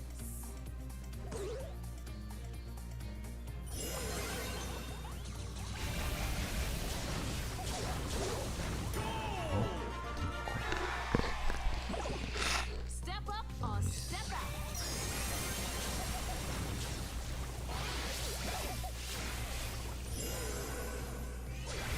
Well, aren't you special?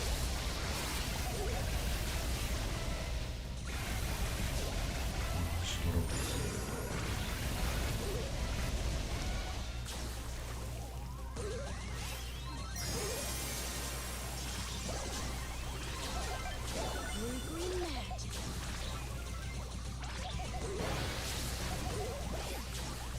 Ain't no parade gonna hold me.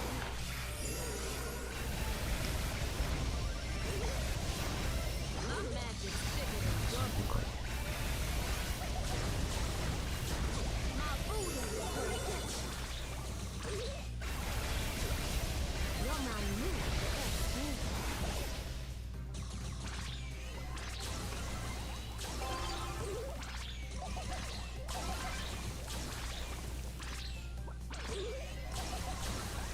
I'll preserve you.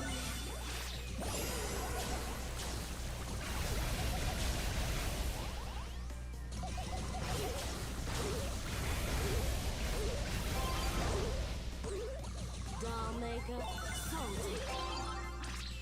Bad food, every dude. Oh, you better bring it.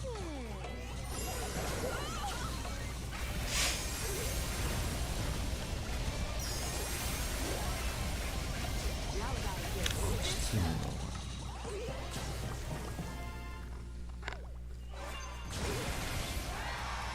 Fight check, straight fight.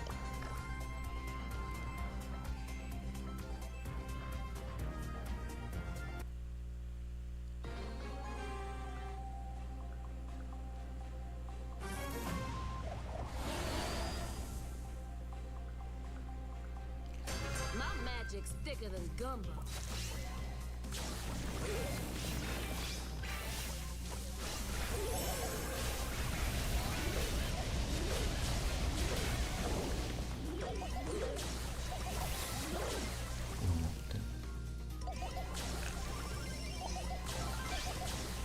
Doll maker, soul taker.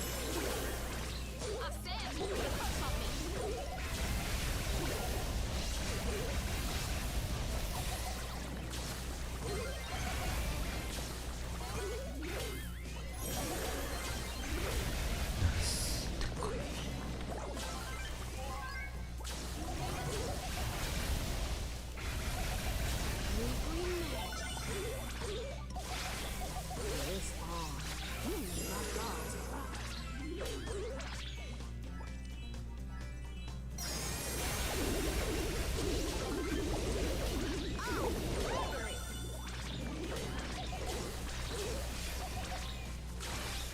You're my new forever friend. Voodoo Queen Voodoo, see y'all.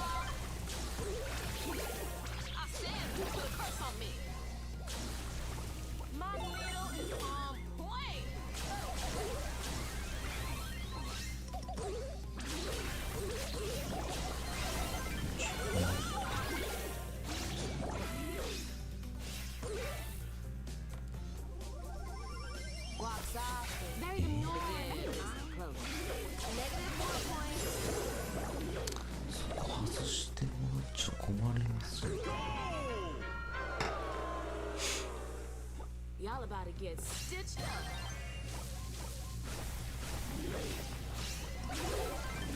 Oops, not big misses.